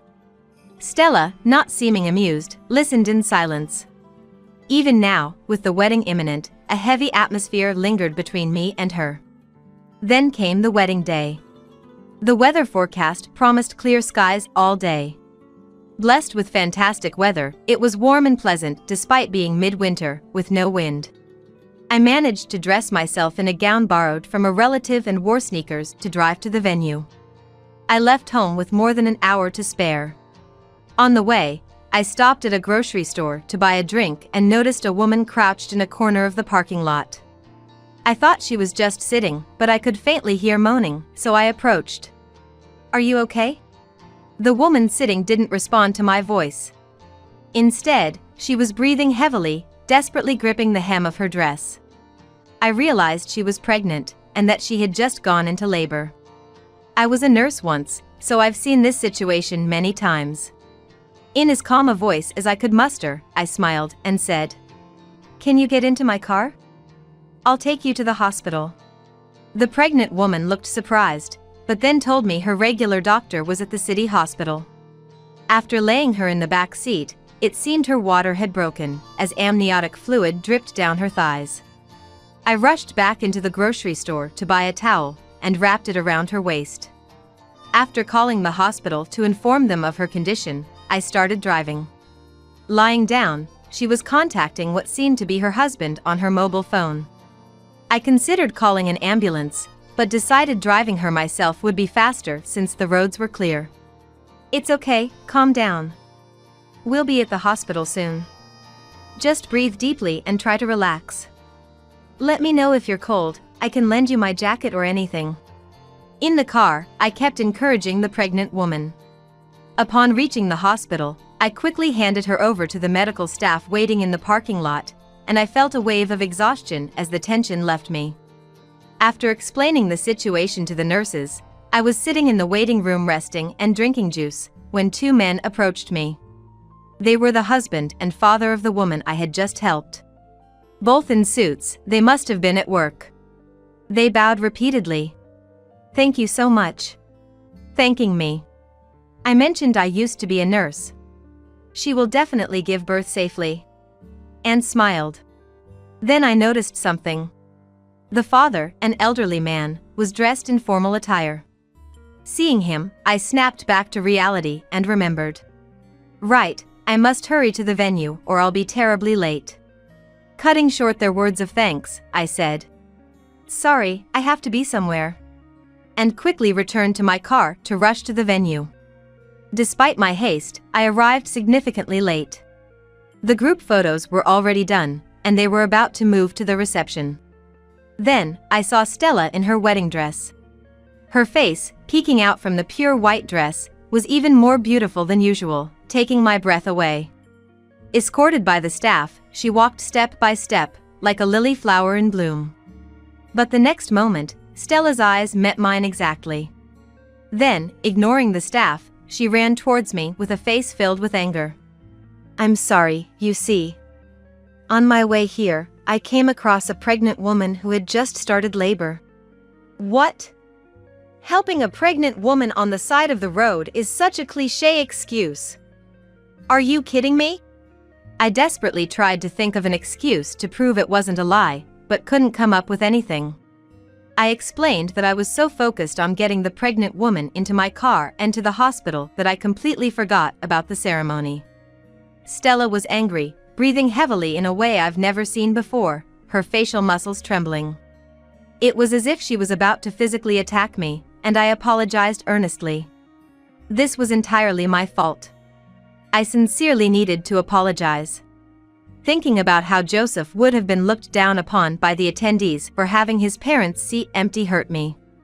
Stella pointed at various spots on the dress I was wearing, her face forming a puzzled expression. It was because the fluid had stained my dress when I was assisting the woman whose water had broken. Unbelievable. How can you show up in such a dirty state? And the smell. This is too much. Are you happy ruining my wedding? I'm so sorry, Stella. I'll get changed right away and try to make it at least to the reception in time. I don't know if it's true or not, but putting others first like this is unacceptable. You're a failure as a parent. Please leave immediately without seeing Joseph. Stella slowly removed a hair ornament she was wearing and threw it at me. The hair ornament must have been light and landed at my feet. Her anger didn't seem to subside, as she grabbed stones from the ground and threw them at my face with all her might. Ouch, Stella, stop! If it were me, no matter if someone had collapsed on the road or there was a traffic accident, I would come here. Today is that important of a day. Despite Stella's words, calling an ambulance would have been slower than me driving her. Yet, I didn't have time to make such excuses as Stella kept throwing stones at me. I shielded my face and got into my car. After Stella hit the car's windshield hard, she yelled, "Go home!" I gripped the steering wheel. It seemed I wouldn't be able to attend my son's wedding, and my relationship with Stella was completely broken. But if it meant Joseph could be happy, then it was worth it. It was all my fault today. I was thinking of just going home. Just then, there was a small knock on the passenger side window. I stiffened and looked in that direction. The father of the pregnant woman I had taken to the hospital was looking at me with a refreshing smile. Huh? I just saw you at. As I opened the window halfway, the elderly man smiled even more warmly at me. I'm sorry I couldn't thank you properly before. My name is Anderson. I got out of the car, glancing at Stella still furious nearby, and bowed slightly before Mr. Anderson. The man who introduced himself as Anderson handed me a business card from a neat jacket. It bore the name of the company where Joseph worked, and seeing his title, I involuntarily covered my mouth. CEO. Are you the president of the company where Joseph works? Anderson smiled broadly and nodded. I had heard that Joseph's boss was coming, but I never imagined it would be the president himself. I admired Joseph's boldness for inviting him, but this wasn't the time for that. I'm embarrassed you had to see such a scene. As I apologized to Mr. Anderson, he shook his head and looked towards Stella. I was on my way to the ceremony when I got a call that my pregnant daughter had gone into labor and was taken to the hospital. I'm sorry for being late, Ms. Bride. No. If there was such a situation, being late is understandable. Is that so? I'm sorry, but your voice was a bit loud and it reached me. She is a savior to my daughter. I truly regret that her kindness caused you inconvenience. But Mr. Anderson continued that he was more angry than sorry. Mr. Anderson said with a stern expression and tone that I had helped his daughter, who couldn't even call for help because she was in labor. That even the hospital was impressed with how quickly I acted, saying that calling an ambulance wouldn't have been fast enough and could have been dangerous. And that he couldn't forgive anyone who would insult a person who had saved someone dear to him. Stella's face turned pale, and she was speechless. Soon, perhaps worried that the bride had not arrived yet, Joseph hurried over. Upon noticing Mr. Anderson, he immediately bowed deeply. Before I could explain the situation, Mr. Anderson, with a smile, stopped me and explained everything to Joseph. His account was much more exaggerated and kinder than anything I could have said. He described how a brave and wonderful woman had helped a pregnant woman, leading to her late arrival at the important ceremony, and how Stella, failing to understand, had thrown stones at me. Indeed, as befits the president of a large company, his explanation was very skillful. Joseph, who had been listening intently, was visibly shocked. Sensing the tense atmosphere, Stella's parents approached with concerned looks on their faces. Worried this might turn into a condemnation of Stella and ruin the wedding. I apologized to Mr. Anderson and to Stella as well. I'm sorry. I'm really sorry. It's all my fault for not coming to the venue right away. Yes, that's right. Normally, wouldn't you change at the venue? Why did you come from home already dressed? Because I was told that using the dressing room at the venue would cost extra. I involuntarily shrank. Indeed, she was right. I could have sent the dress to the venue and changed there, using a dressing room. But I hesitated because of the extra costs for sending the dress and using the changing room. I had heard that the wedding expenses were carefully saved up by Joseph and Stella themselves. I didn't want to inflate the costs just because of me. Thinking so turned out to be a mistake. Poor Joseph, having to live with such a poor mom. How sad for him. How much more do you plan to make him suffer? My vision went white, and I placed a hand on my forehead and looked up at the sky. What a blue sky. What a perfect wedding it could have been, had I not been late. As I nearly collapsed, a large hand supported me from behind. Joseph firmly gripped my shoulder, staring at Stella. His eyes were not those of the kind son I knew, but rather cold. Mom was very good at saving money, making sacrifices so that I could attend university without needing student loans. I'm very grateful. Joseph. It's true we were poor, but Mom always put me first, raising me with lots of love. You have no right to say she made me suffer. I had always regretted making Joseph live a modest life since meeting Stella. Not being able to buy him the games he wanted, nor taking him to amusement parks. I thought maybe he resented having a forced saving mentality due to our poverty, not being able to say I want this, or I want to go somewhere. That's how I thought about Joseph. I'm sorry, Stella. But after you've insulted Mom like this, I can't imagine a life with you anymore. Let's call off the engagement. What? Don't be ridiculous. Don't be such a mama's boy. Stella's expression snapped with Joseph's unexpected declaration of calling off the engagement. Once as beautiful as a white fairy, her skin turned bright red, and mascara ran down from her tears, looking witch-like. As she cried and screamed like a demon, no one knew how to react, watching from a distance. Joseph spoke to her quietly, though his words likely didn't reach her ears. Still, he spoke in a calm, gentle voice. Disregarding savings and mocking poverty is prejudice. Saving is necessary for the future. Instead of ridiculing it, I wished we could respect each other and acknowledge diversity. I looked at Joseph's profile, which looked lonely. I thought he must still love her. Thus, the wedding was cancelled. When Stella's parents found out about the situation, they felt responsible and offered to cover all the expenses for the venue. However, Joseph, in his honesty, insisted that he also bore some responsibility and offered to share the costs. Stella's parents were deeply surprised by this.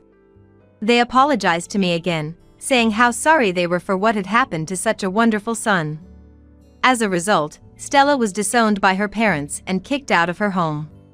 It seems Stella has become completely isolated, with the wedding incident spreading among friends. Now she's reportedly dabbling in unsavory clubs, using her beauty to her advantage. Meanwhile, Mr. Anderson's daughter gave birth safely, and both mother and child are healthy. Hearing this news through Joseph filled me with joy. On a sunny Sunday, as I started cleaning the room, I found the painting of the blue sky and sea tucked away in a corner. It was the painting by Joseph that Stella had called pitiful. Pausing my cleaning, I stared at it for a while until Joseph, just woken up and in his usual worn-out clothes, came out to get coffee from the fridge. "What are you looking at?" "This painting you made when you were little. It used to hang on the wall, remember?" "Ah, that one." Joseph took a sip of his coffee, his expression unnaturally stiff. "Stella said it's pitiful that this painting is on the back of a flyer, implying you were poor." At my words, Joseph snorted with laughter. "It's not like I didn't have paper to draw on. And I didn't draw on the back of flyers because we were saving money or anything." "What? Really?" "Yeah. You always looked so closely at the sale flyers, right? I figured if I drew on the back of that day's flyer, you'd definitely see my painting." I was so surprised that I gaped at him. Then, suddenly filled with amusement, I burst out laughing. Joseph, caught by my laughter, joined in, and our home was enveloped in joy. "Next time, I'll find a woman who appreciates you too. Saving is also good for the environment, after all. Surely you'll find someone wonderful." I conveyed this sentiment in my heart. I'll continue to support Joseph from the shadows. My name is Kate. I'm a 48-year-old homemaker. In this day and age, some might think being a homemaker is enviable. But I'm not the kind of homemaker who lives in luxury on my husband's earnings. "Ben, should I help you wipe down?" "I'm sorry." Ben, who's in his mid-60s, had a stroke a decade ago when he was still full of energy. Since then, he's been bedridden. All this time, I've been caring for him. We used to worry about not being able to have children when we were younger. But now I see it as a blessing that allows me to devote myself to caregiving. Life is strange, isn't it? Ben's body doesn't move as he wishes, but his mind is clear. Maybe that's why. He always seems to feel sorry towards me. But I wish he wouldn't. I don't find this life too burdensome. Sure, caregiving support services have increased compared to the past, and it's not like I can't take a break at all. But I started caregiving in my 30s, and now I'm in my 40s. I can't deny that my physical strength isn't what it used to be. So, naturally, I wish for some support. From my husband. "Could you give me a hand?" And then, "I'm busy right now." "Tom," my husband said. I might understand if he were actually working. But how is lying on the sofa and fiddling with his mobile phone busy? "If you're just looking at your phone, help out. It's your dad, after all." I'm supporting by working, aren't I? Let me rest at least on my days off. Saying that, my husband frowned irritably and stood up to leave the room. It's always the same. He doesn't lift a finger. Even if he can't help with caregiving, it would be nice if he at least took care of himself.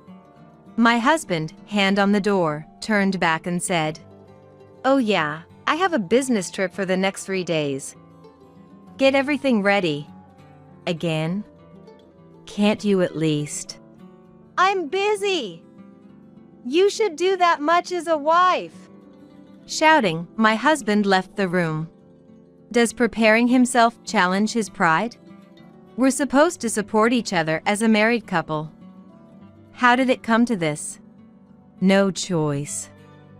I'll get some help after the helper comes.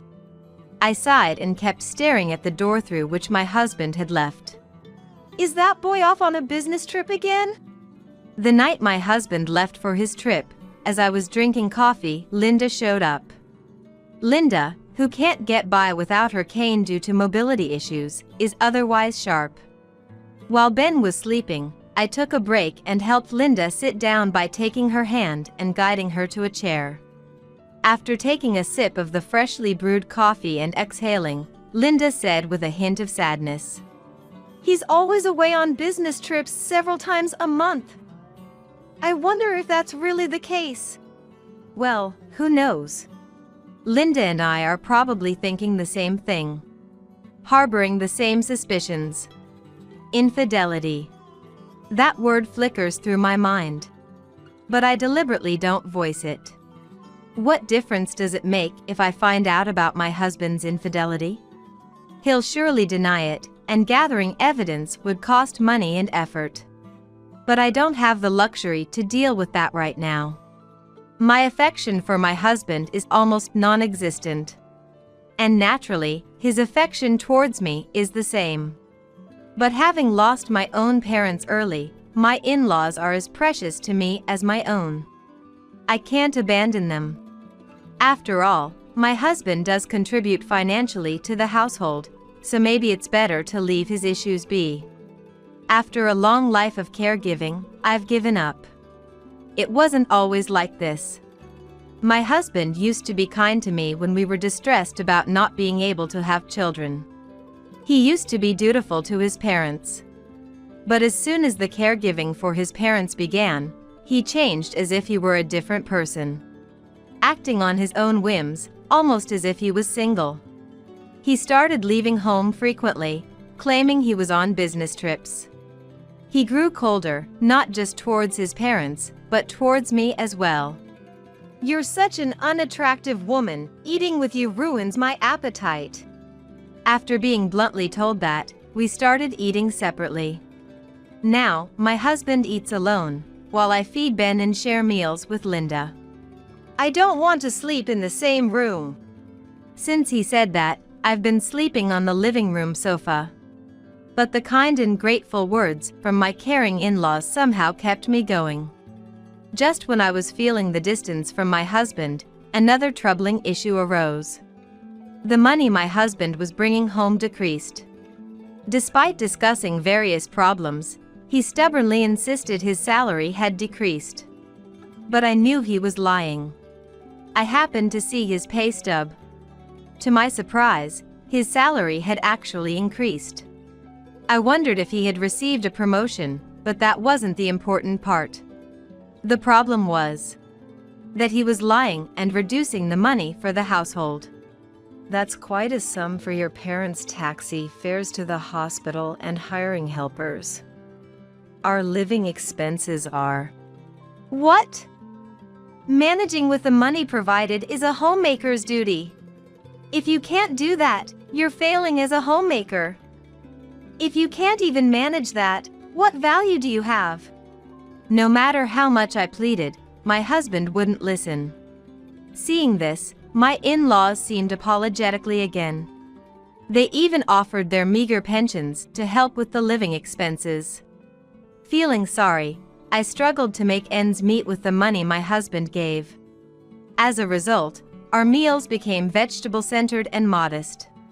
My in-laws claimed to prefer such meals, but my husband would say, "How can I eat such plain food?"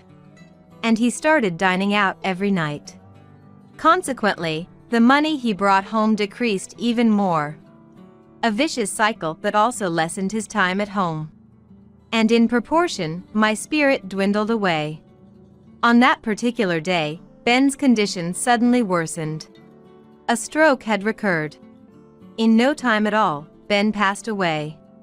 Initially, I was stunned, but then tears wouldn't stop flowing.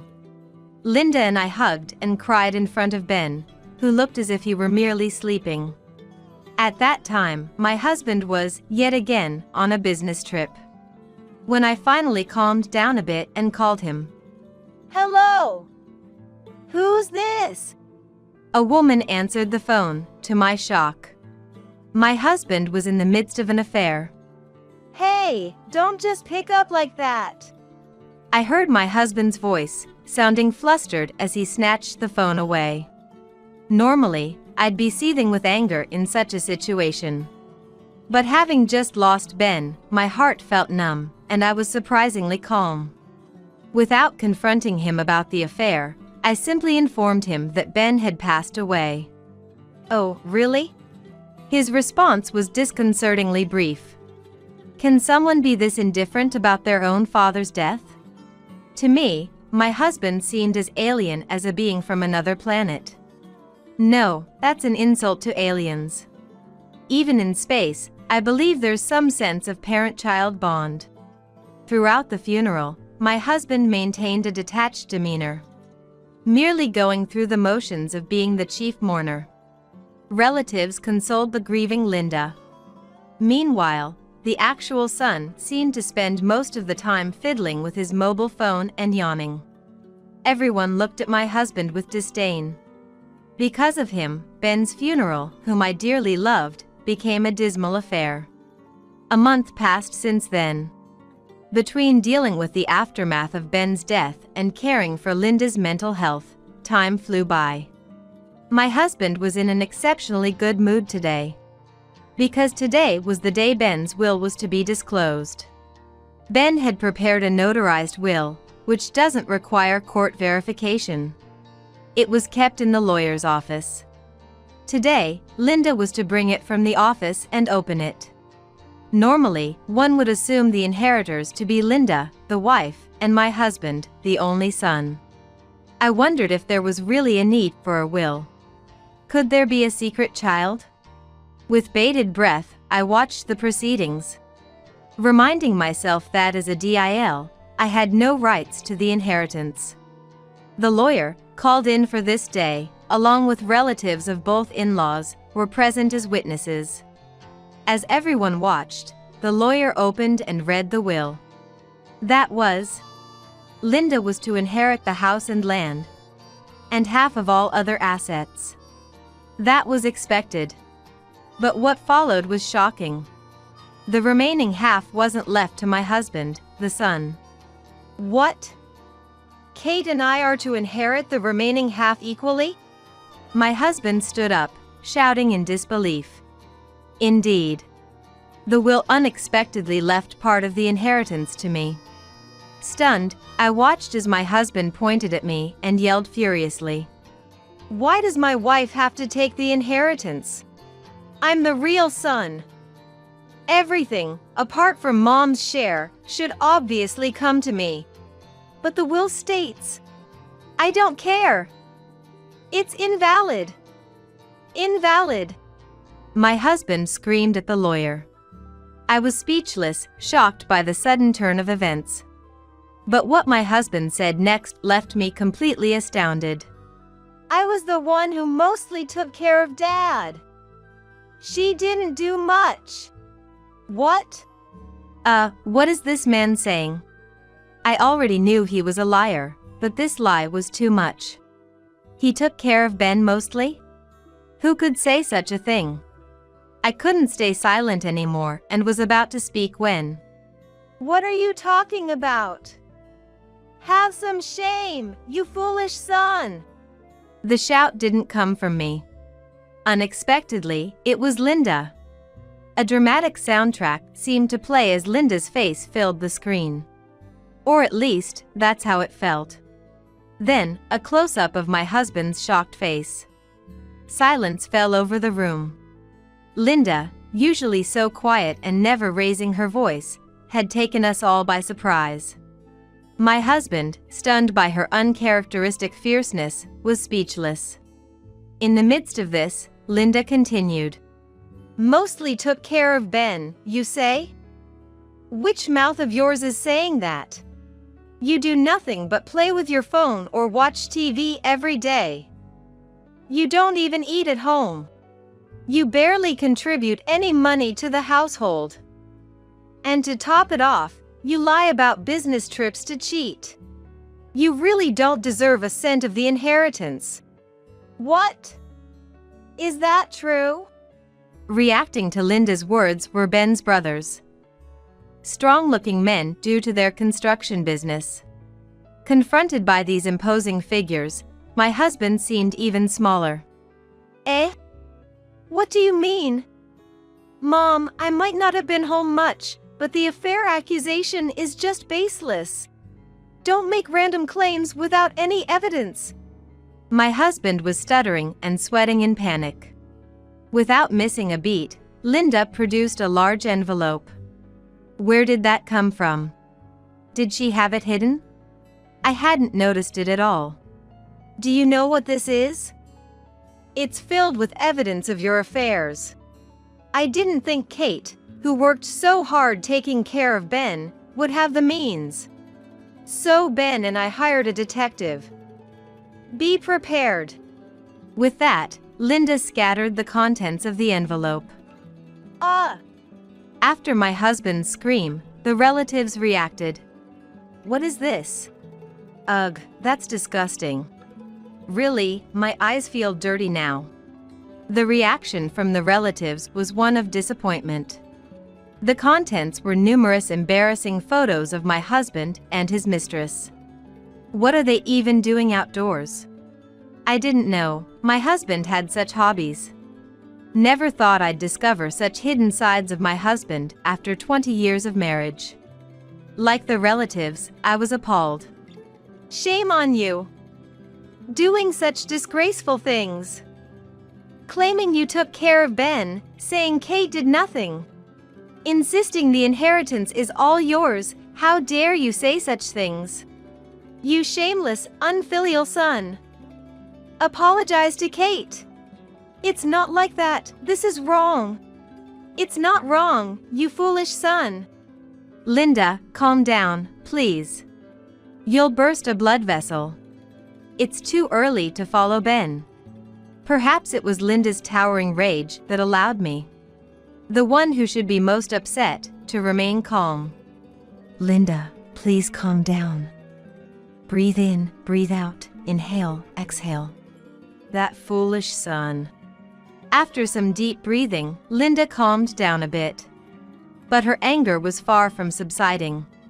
Seeing her like this made me start to laugh. Kate? Surprised, Linda looked at me as I suddenly burst into laughter. I smiled at Linda and then hugged her. Thank you so much, Linda. Kate? For getting angry on my behalf, for conducting such an investigation for me. I really appreciate it. Of course. You are my precious daughter, after all. Daughter. I never realized how happy being called that could make me. Since Ben's passing, I've become quite teary, and once again, tears welled up. But I can't spend all my time crying. After stepping away from Linda, I wiped away my tears roughly and looked at my husband. You. What? Let's get a divorce. Fine by me, I'll gladly do it. I desperately suppressed another wave of laughter and then confirmed with my husband. So, about the will, about the inheritance? All right, I accept Dad's will. I looked at the lawyer, who slowly nodded. The lawyer was designated as the executor of the will.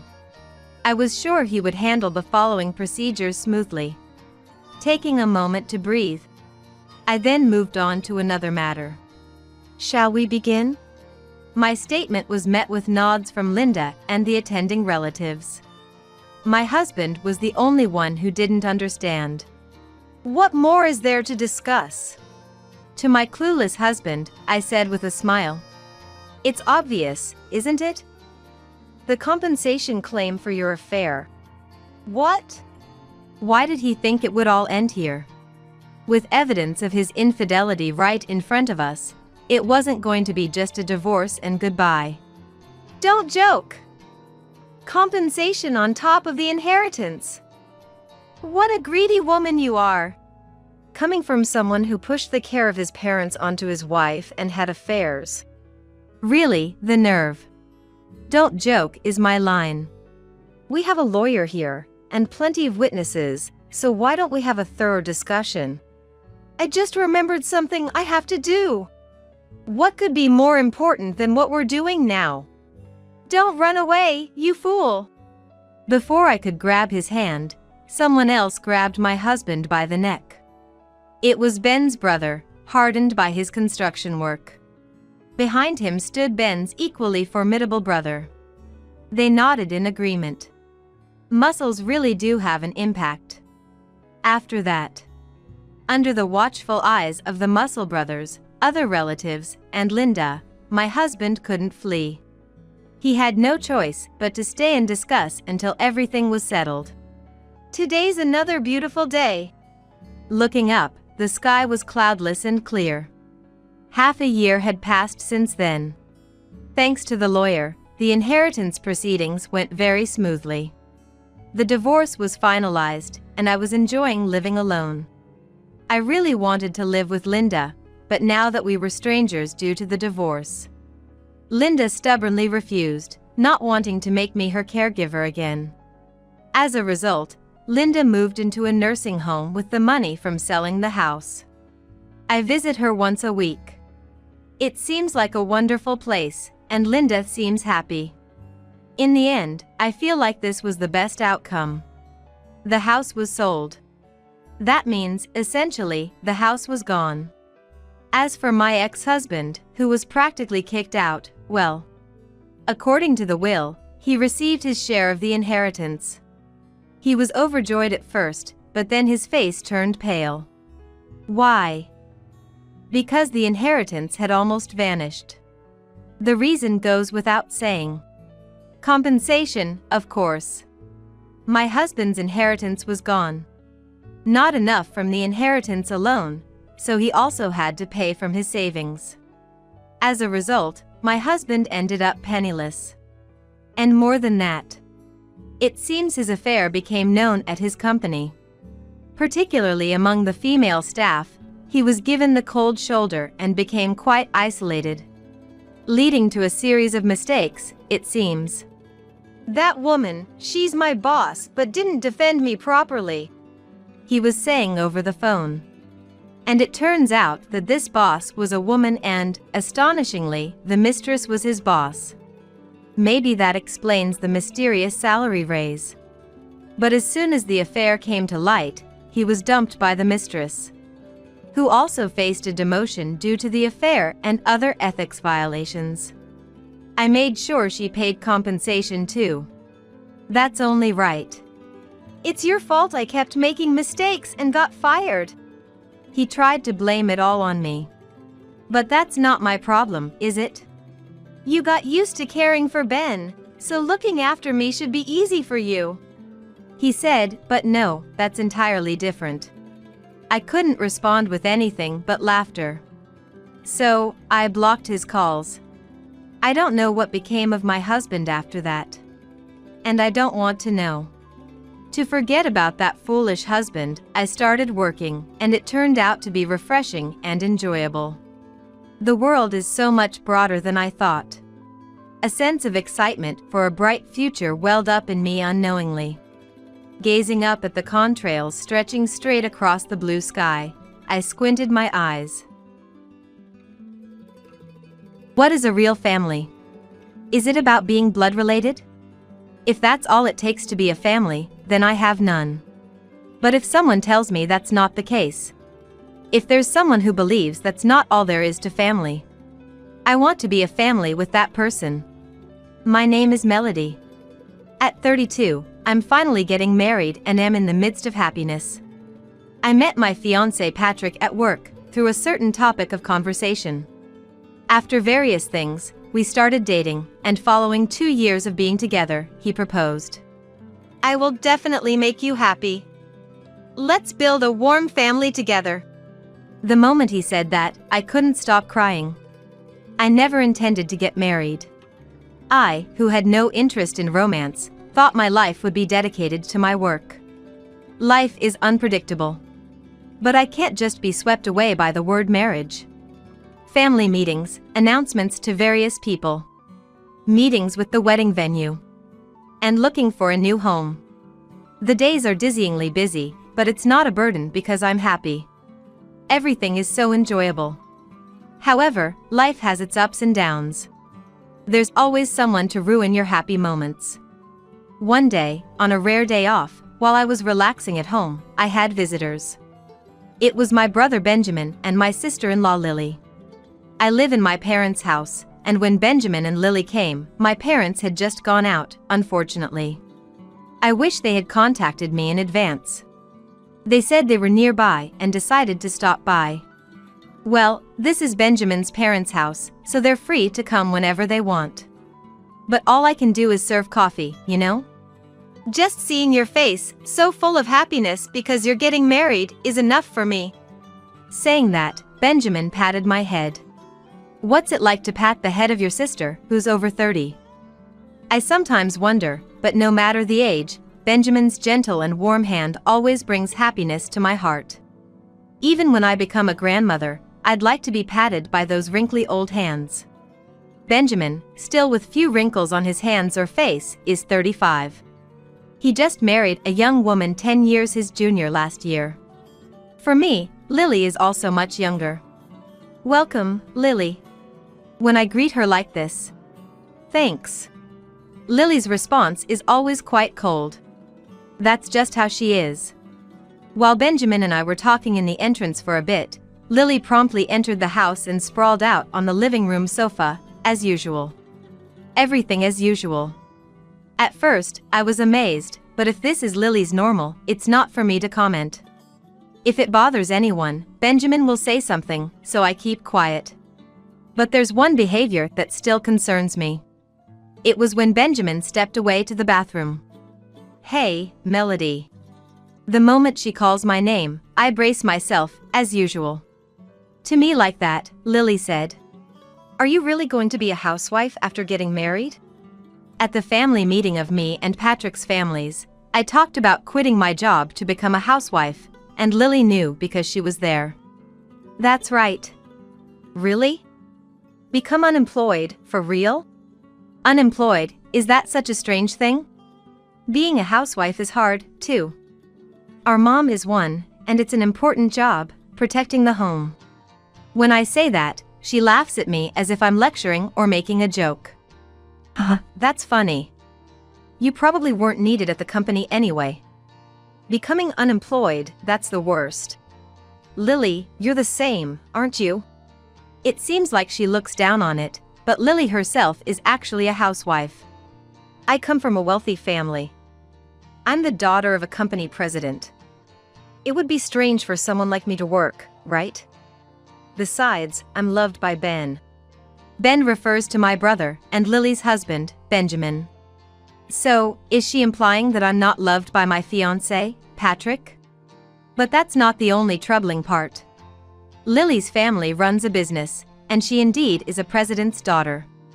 I attended the family meeting when Benjamin was getting married. I remember Lily's parents flaunting their flashy jewelry and boasting about their expensive, custom-made suits. But behind the scenes, I know about the complaints of low wages among the employees and the salary cuts for staff while increasing the president's salary. Moreover, Lily, who doesn't actually work, gets paid as an employee. It felt like seeing the dark side of small, family-run businesses. Growing up in such a family, there are many things about Lily that make me wonder where the president's daughter is in her. For starters, stop monopolizing the sofa by sprawling out on it.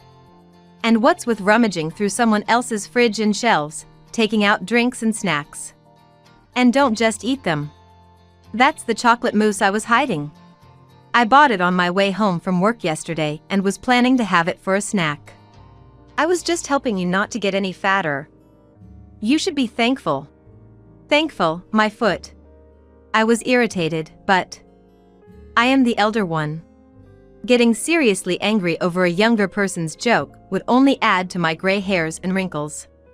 The best thing is to ignore it. But Lily's audacity doesn't end there. It happened during the crucial wedding dress selection for my wedding. Mom wanted to see it too, so she left work early to meet me, but somehow, Lily was also there. Yikes! An unrefined exclamation slipped from my mouth. I just can't be that tolerant. Sorry, but no. I got married just last year, so I think I can give some good advice. Since you are older, maybe avoid flashy dresses? Maybe just a simple dress would be better? What kind of advice is that? Do you even know the meaning of advice? It's supposed to be helpful. Not at all helpful. I feel like she's out to kill my spirit. For now, ignore Lily, just ignore. If that's impossible, empty my mind. Stay calm, and Lily's presence will become nothing. No way, Melody, a princess line dress wouldn't suit you. That's for young and cute girls like me. Do you even know your age? A mermaid line is a no-go too. It shows the body shape too clearly. That's for someone with a nice body like me. Your figure is just unsightly, you know? And showing your back is a bad idea too. That's for beautiful girls like me to show off their dazzling radiance. Your back would just look gloomy. I can't stay calm anymore. Shut up, you woman. If only I could say, who are you to talk like that? How refreshing that would be. But frankly, it's just too bothersome to argue each point. At first, I casually mentioned it, but she just won't listen. But that doesn't mean I should burst into a fiery rage. It would be bad for the shop staff, and I don't want to ruin the atmosphere. I want to enjoy this. So, I have no choice but to endure. Aiming for emptiness, then giving up, repeating this, I somehow managed to finish choosing the dress. Afterward, the three of us went to a cafe. By then, I was really exhausted. It's great that you found a nice dress, Mom said. I nodded in agreement. The dress was nice, but the person wearing it is a bit iffy, Lily said. Enough. Even Mom frowned at Lily's harsh words. Being mindful of her role as a mother-in-law, Mom rarely argues back with Lily. But perhaps she couldn't bear it any longer. Lily. It's not right to speak about people that way, she admonished her. In that moment. That's terrible. Carol, are you bullying me? I was just trying to be helpful. And there it was. It's not like that. After all, Melody isn't your real daughter. Why support her like she's your own blood? Lily started saying outrageous things. Mom, looking distressed, fell silent. She's an adopted daughter, right? So to me and Ben, she's a complete stranger. A person with no blood relation. I was just tolerating that and giving grateful advice. I was speechless. That's right, I'm not her biological daughter. My biological parents died in an accident when I was young, and my current adoptive parents took me in. They gave me as much love as biological parents. Raised by adoptive parents who treated me like their own daughter. My parents and Benjamin, they definitely consider me family. And she dares to say such things to us. I felt the blood drain from my face. But Lily's tirade didn't stop. I think it's enough that Benjamin married me, a president's daughter. Now might be the time to disown the outsider Melody, right? We would never do that. But my dad says it too. It's shameful to have an adult parasite in the family. Having someone like that in our family is a disgrace. So I think it's fine to cut ties with her when she gets married. How could you say that? It was rare to see Mom turn red with anger. Looking at me standing there stunned, Lily said. Well, you'll be leaving this house once you're married. If you're an outsider. I stopped listening after that. I left some money on the table, stood up, and left the cafe. If I had listened to Lily any longer, I'm sure I would have lashed out at her. I didn't want to cause any trouble with Benjamin over something like that. Despite the irritation, the days leading up to the wedding were still busy. As I was resigning from my job, I spent my days handing over work to my colleagues, and before I knew it, the wedding day arrived. I'm so nervous. Patrick, with his gentle smile and reassuring words, stood beside me, trying to calm my racing heart. Today, he becomes my husband. Together, we can overcome anything? Yes. He nodded firmly to my question. I made the right choice. I'm so glad I met him. This was a moment when I was savoring happiness with him. Suddenly, my mobile phone rang. It was Lily. Honestly, I didn't want to answer, but if she's calling at a time like this, it might be something important. Reluctantly, I pressed the call button. Oh, Melody? Hi, how are you? I'm fine, goodbye. I almost hung up on reflex, but I managed to restrain myself. Why does she have to disrupt my mood today? I didn't want to feel irritated on such a day. I calmed myself and asked her calmly. What's up? I'll excuse myself from your wedding today. Excuse me? I had a feeling it was going to be something absurd, but this was beyond anything I expected. After a long pause in my reply, sorry, what did you just say? I asked back. I said, I'm not going to your wedding today. I realize there's no need to go to a stranger's wedding. Stranger? It won't be fun anyway, so why bother going? Plus, why celebrate for a stranger? There's no need, right? So I'm not attending, lol. What does Benjamin say? No need to ask. Daddy says there's no need to go. I think so too. So from now on, don't treat me like a sister. In fact, don't ever come to see me again. We're strangers, lol. I was speechless. What a thing to say, to think she's family. My anger was rising. Enough. I don't want someone like her at my wedding. I planned my next move and spoke firmly. Got it, you're not attending. But are you sure? It's going to be tough, just remember that. She probably took my words as sour grapes. Lily's mocking laugh echoed from the other end of the phone. What are you even saying? I have and will continue to have a happy married life. You just live your miserable life in silence, lol. Bye. The call ended. I was about to boil over with anger at Lily's audacity, but seeing Patrick's concerned face calmed me down. I had one thing to do. Determined, I made a call to a certain place. After doing what I needed to, I switched my mindset and walked down the aisle as a happy bride. I enjoyed a wonderful reception, and then I realized, hey, isn't this the best ceremony? Because that awful Lily isn't here. The depressing presence that always had something nasty to say was absent. It was unexpected how much lighter and happier I felt without Lily there. As the reception neared its end, it was time for the bride and groom to give their thank you speech. The groom, Patrick, stood up, and I moved to stand beside him. At that moment, bang!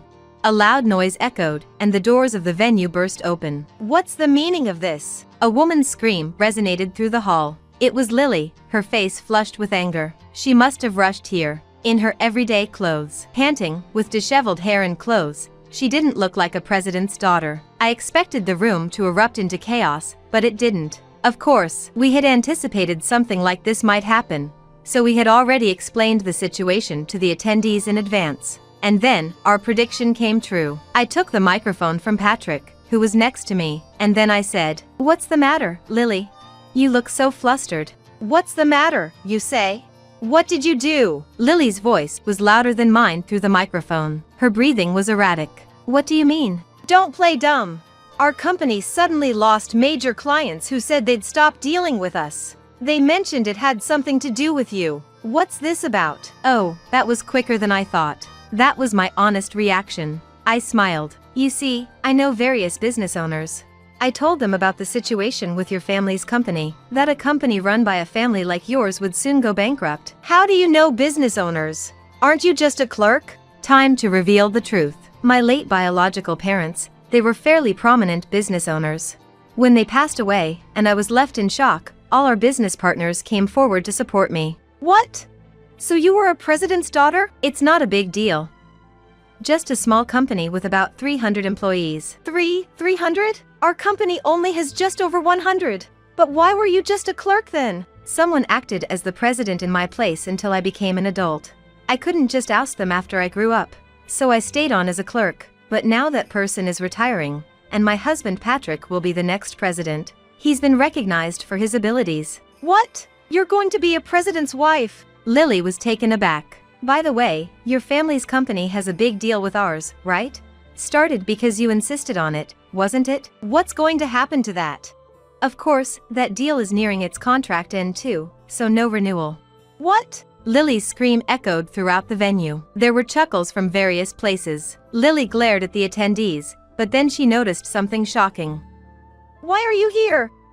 She was looking at the family section. Yes, there sat my brother, Lily's husband, Benjamin. Benjamin shrugged lightly at Lily's words. "Why?" "Because I'm Melody's brother, but there's no blood relation. You don't need to attend a stranger's wedding.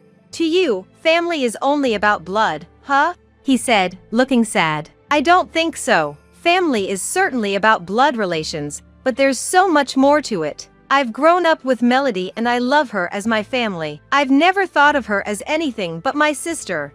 Melody will always be my dear sister." At that moment Benjamin spoke, tears streamed down my face. I had always struggled since childhood, constantly questioning if I belonged in this family. Every time, my parents and Benjamin reassured me with a smile, "Of course, you do." They'd say, "You're an important part of our family," and hug me. Their comforting hand on my head saved me so many times. As Lily stood dumbfounded, Benjamin continued, Lily, it's a shame. I never thought you could be so terrible. Sorry, but my love for you has completely cooled off. I can't be married to someone who calls my family strangers. What, Benjamin, what are you? I'm divorcing you. What? Why? Don't you see the contradiction in what you're saying? What? If family is only about blood relations, then you and I are complete strangers, aren't we? No, that's different. Marriage is, Lily tried to make excuses, but she couldn't think of anything. Panicking, she fell silent. That's what your words imply. So I can't stay with you anymore. I don't want to. We'll discuss the rest through lawyers. No, wait. I don't want a divorce. No. Lily was desperately clinging to Benjamin. Then Lily's parents arrived, looking frantic. Seeing the influential guests at the reception, their faces turned pale. Apologizing profusely, they dragged Lily out of the venue. Afterward, due to the unexpected chaos, my husband, my parents, and I apologized to the reception guests. Hang in there. Warm words of encouragement came from the crowd. I was just grateful. Lily and her family faced a living hell afterwards. Who would want to deal with a company that has her? Was the sentiment, leading to many canceled contracts. Her parents, unable to salvage the situation, even tried to cut ties with their daughter to maintain business relations, but no companies were willing to continue. Finally, Lily's parents retired, and an employee, chosen by the unanimous decision of the clients for their competence, became the new head, saving the company. I was relieved inside. I couldn't forgive Lily and her parents, but the company's employees were innocent. If Lily's parents hadn't stepped down, I would have offered those employees a place at our company. But, to my surprise, Lily's parents resigned with dignity.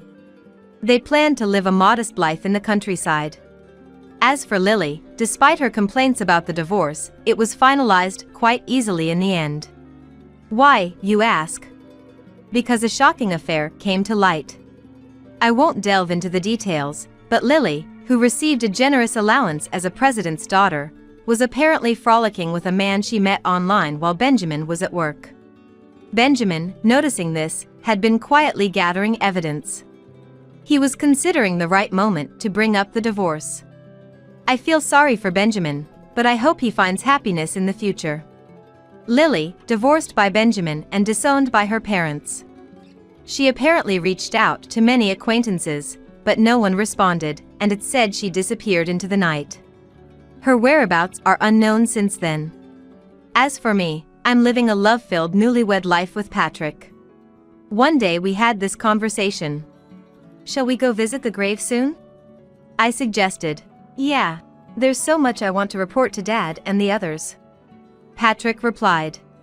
My parents and Patrick's parents both perished in the same major accident. We were both shocked to learn of our shared circumstances at work. In fact, that's how Patrick and I first connected. It must have been a bond formed by our parents in heaven. A precious gift of deep love from our parents watching over us from above. And here on earth, our adoptive parents watch over us with love.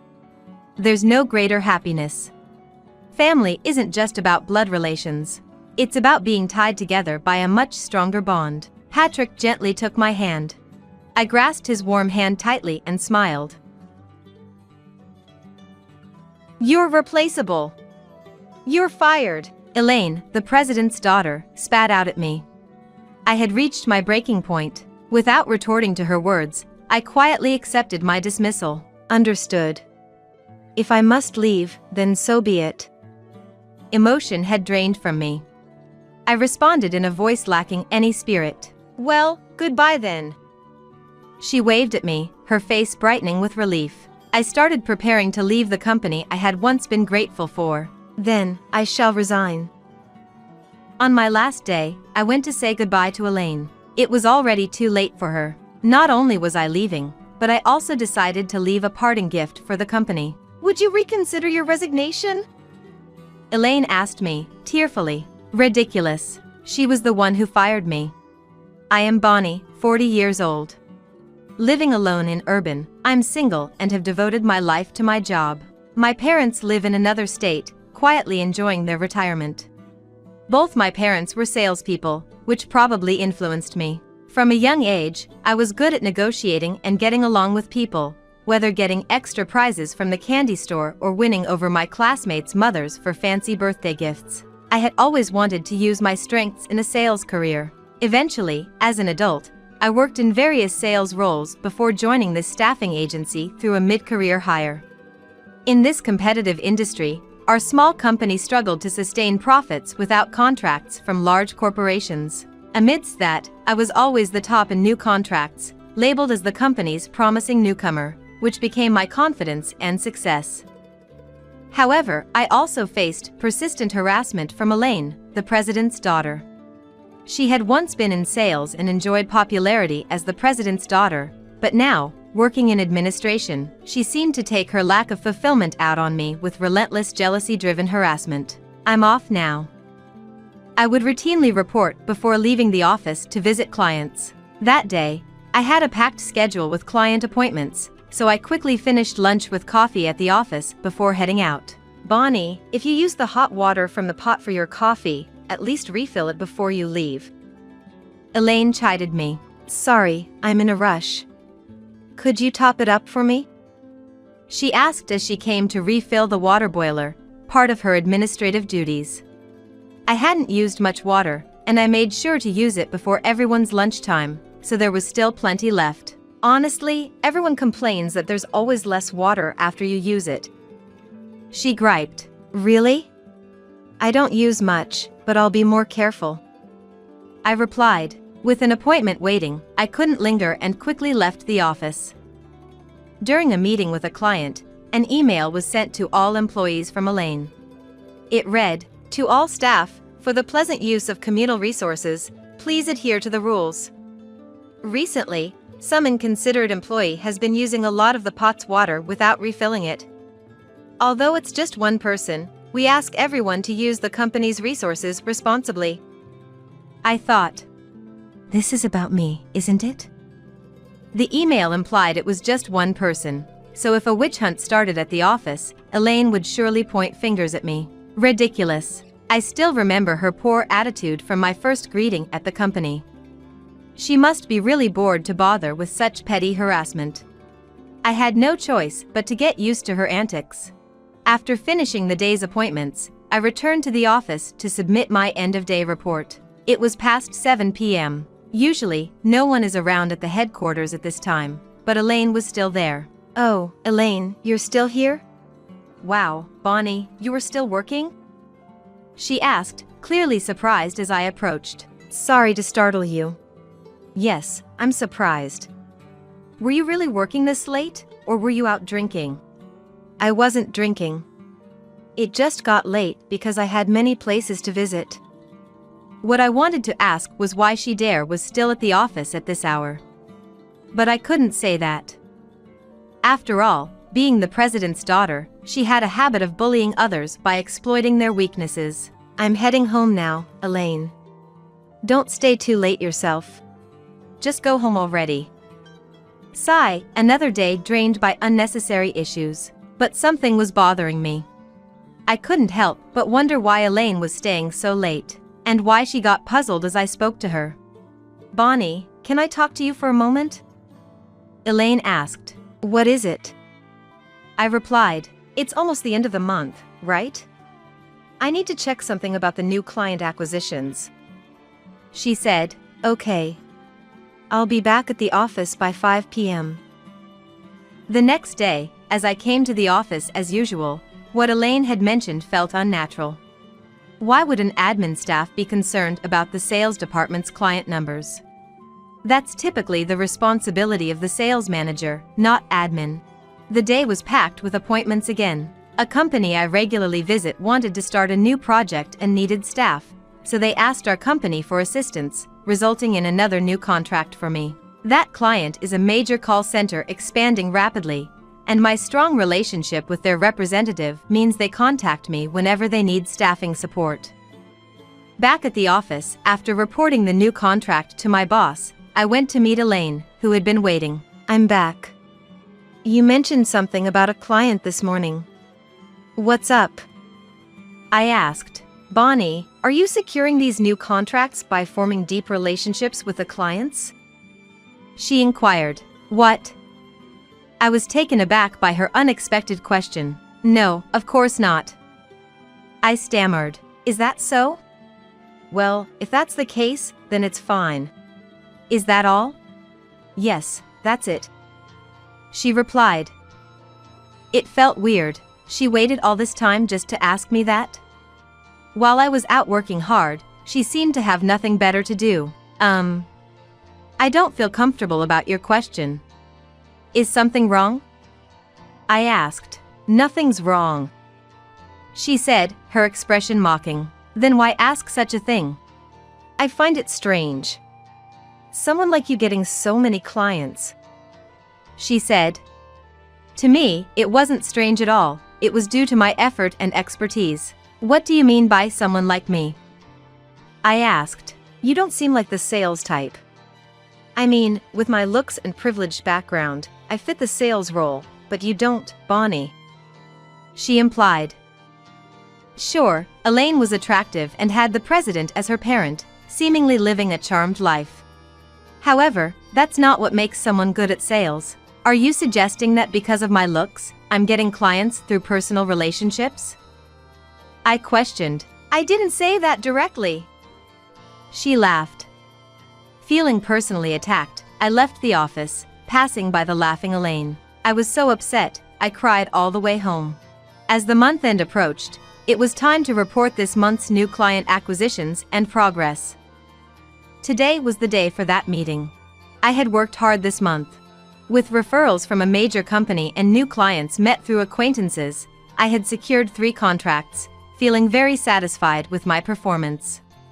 Some months are dry, but this month, I felt proud of my achievements. This month I've acquired 3 new clients, bringing my total to 12. It was my turn to report my performance, so I shared as usual. But then the room started buzzing. What's going on? I whispered to my colleague David, sitting next to me. He is a friendly guy I've been close with since we started together, and quietly filled me in. The documents say something different. What? I checked my papers and they matched what I had just reported. However, his copy showed my new client count as 0, with a note saying there were issues with my sales acquisition methods under investigation. What's this? Let's talk about it later. We should continue the meeting. David advised, so I followed his lead and got through the meeting. I asked him for more details afterwards. Why were my documents different from everyone else's? Elaine prepared them, so I'm not sure. At that point, I understood. It was harassment from her. Elaine prepared them, I see. I took the documents David had and went to confront Elaine. Elaine, I need to talk to you. What's up? Don't look so scary. She said, this document, what is it? It's false, right? This is too much, even for harassment. I found myself raising my voice at her without realizing it. I was that angry. Then she said something shocking. Bonnie, do you know what happens when you talk to me like that?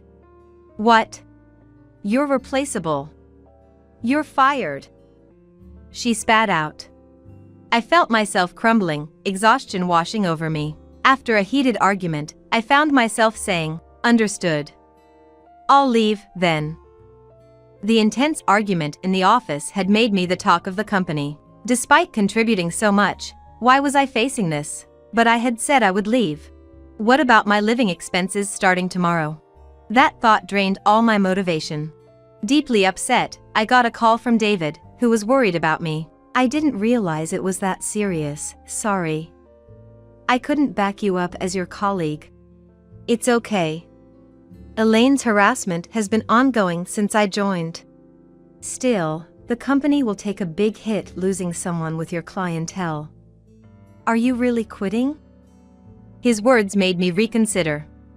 But the opponent wasn't just any employee. She was the president's daughter, with considerable influence. I guess so. I'm confident in my sales record, and I'll do sales at another company. That's all I have. I see. But here's a personal piece of advice: don't just quit. If you're leaving anyway, why not pay her back? She's not that great, even if she's the president's daughter. Hearing that, I thought, maybe he's right. Being a competitive person, I couldn't just leave after all the harassment from Elaine, as he suggested. I thought about what kind of payback I could give during my remaining time before resigning. I also decided to start looking for a new job. Thanks, David. Your words sparked a great idea. Plus, I'm going to start job hunting. I told him. That's good to hear. Personally, I wish you'd stay, but if you're leaving, it might be fun to give Elaine a bit of trouble as a parting gift. He said. You might be right. I mused. After hanging up with David, I dove into my job search and decided to use my remaining paid leave. I had a lot accumulated due to rarely taking time off. I went to Elaine to tell her about my plans. Elaine, thanks for deciding to fire me the other day. She seemed surprised by my attitude, probably expecting me to be depressed. What's with that attitude? She asked. Did you think I'd be down? No, but you're tougher than I thought. Yes, I am. By the way. I cut her off mid-sentence to tell her I'd be using my accrued leave. Paid leave? I won't allow it. You should just leave quickly since you're fired. Is she an idiot? She doesn't even realize the problem with her statement. Do you not know? You can't just fire someone easily, and you can't deny paid leave without a special reason. Fine, take it then. She relented easily. It wasn't as satisfying as I hoped, but I planned to use my leave to execute a great idea. Thank you. I'll come back to the office on my last day to say goodbye. Why bother with that attitude? You don't need to come back. I looked her in the eyes and gave her a sly smile. Just wait and see, Elaine.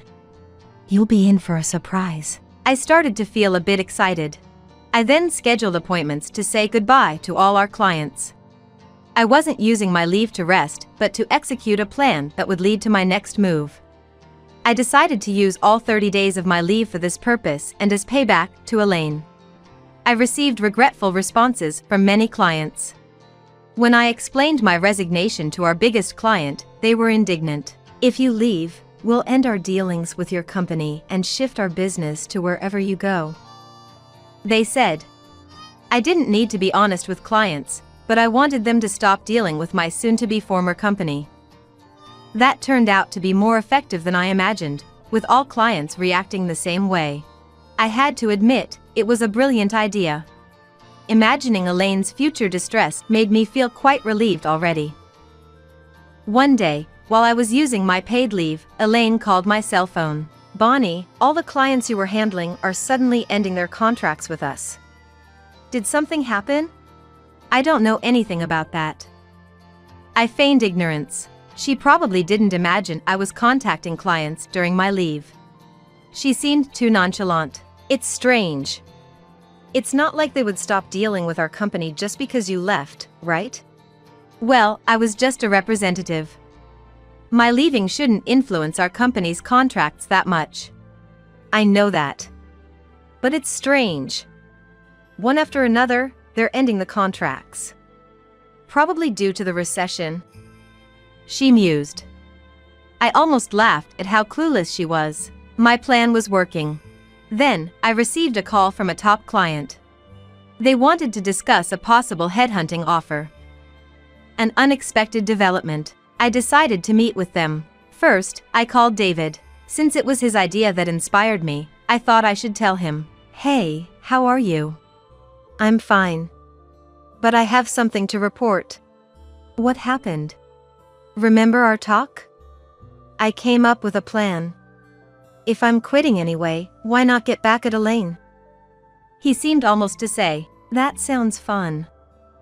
As he eagerly listened to the story. I explained everything to our clients, and they all said they'd move their contracts to wherever I go next. Bonnie, you're incredible, a real sales pro.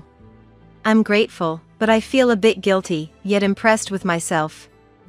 Thanks to you, David. Though I knew it complicated things for him, who was still at the company, I vowed to repay his kindness somehow. As I completed informing all clients, I decided to accept the headhunting offer. That company was a major client of my soon-to-be former company, so their contract cancellation was a significant blow. The company that headhunted me was setting up a new subsidiary in staffing and wanted me to handle their sales. With my new job secured, my mission was complete. On my last day, I went to the office to say goodbye. I've appreciated working with you. Elaine seemed off. That's the least of our problems. What happened? Turns out, all the projects I managed were cancelled at the request of the clients. The company was facing issues due to a significant drop in revenue. Dad's so angry with me. What do I do now? She collapsed, crying. What to do? This happened because you decided to fire me, right? I looked down at the crying her and said, I'm being blamed by Dad and the sales director. They're saying it's my fault Bonnie was fired and that I should fix the sales drop. But I can't do that. She was crying like a child, but I was satisfied with the payback I had achieved. Elaine, remember how you said my appearance wasn't right for sales and that I secured deals through personal relationships? Maybe this is karma. I'm sorry for that. I did reflect on it afterward. Reflect? Too late for that. I didn't feel any reflection from you. And that's not all you did to me. Maybe you should try contacting the clients yourself to recover the sales. Though I doubt you can. I can't do sales. She used to be in sales. What is she talking about? Weren't you in sales before? Oh, I see, you were removed because you couldn't do the job?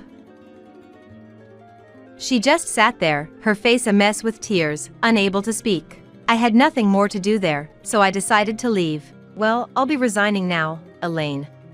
Can't you reconsider your resignation? Our company's sales are in trouble. No, thank you.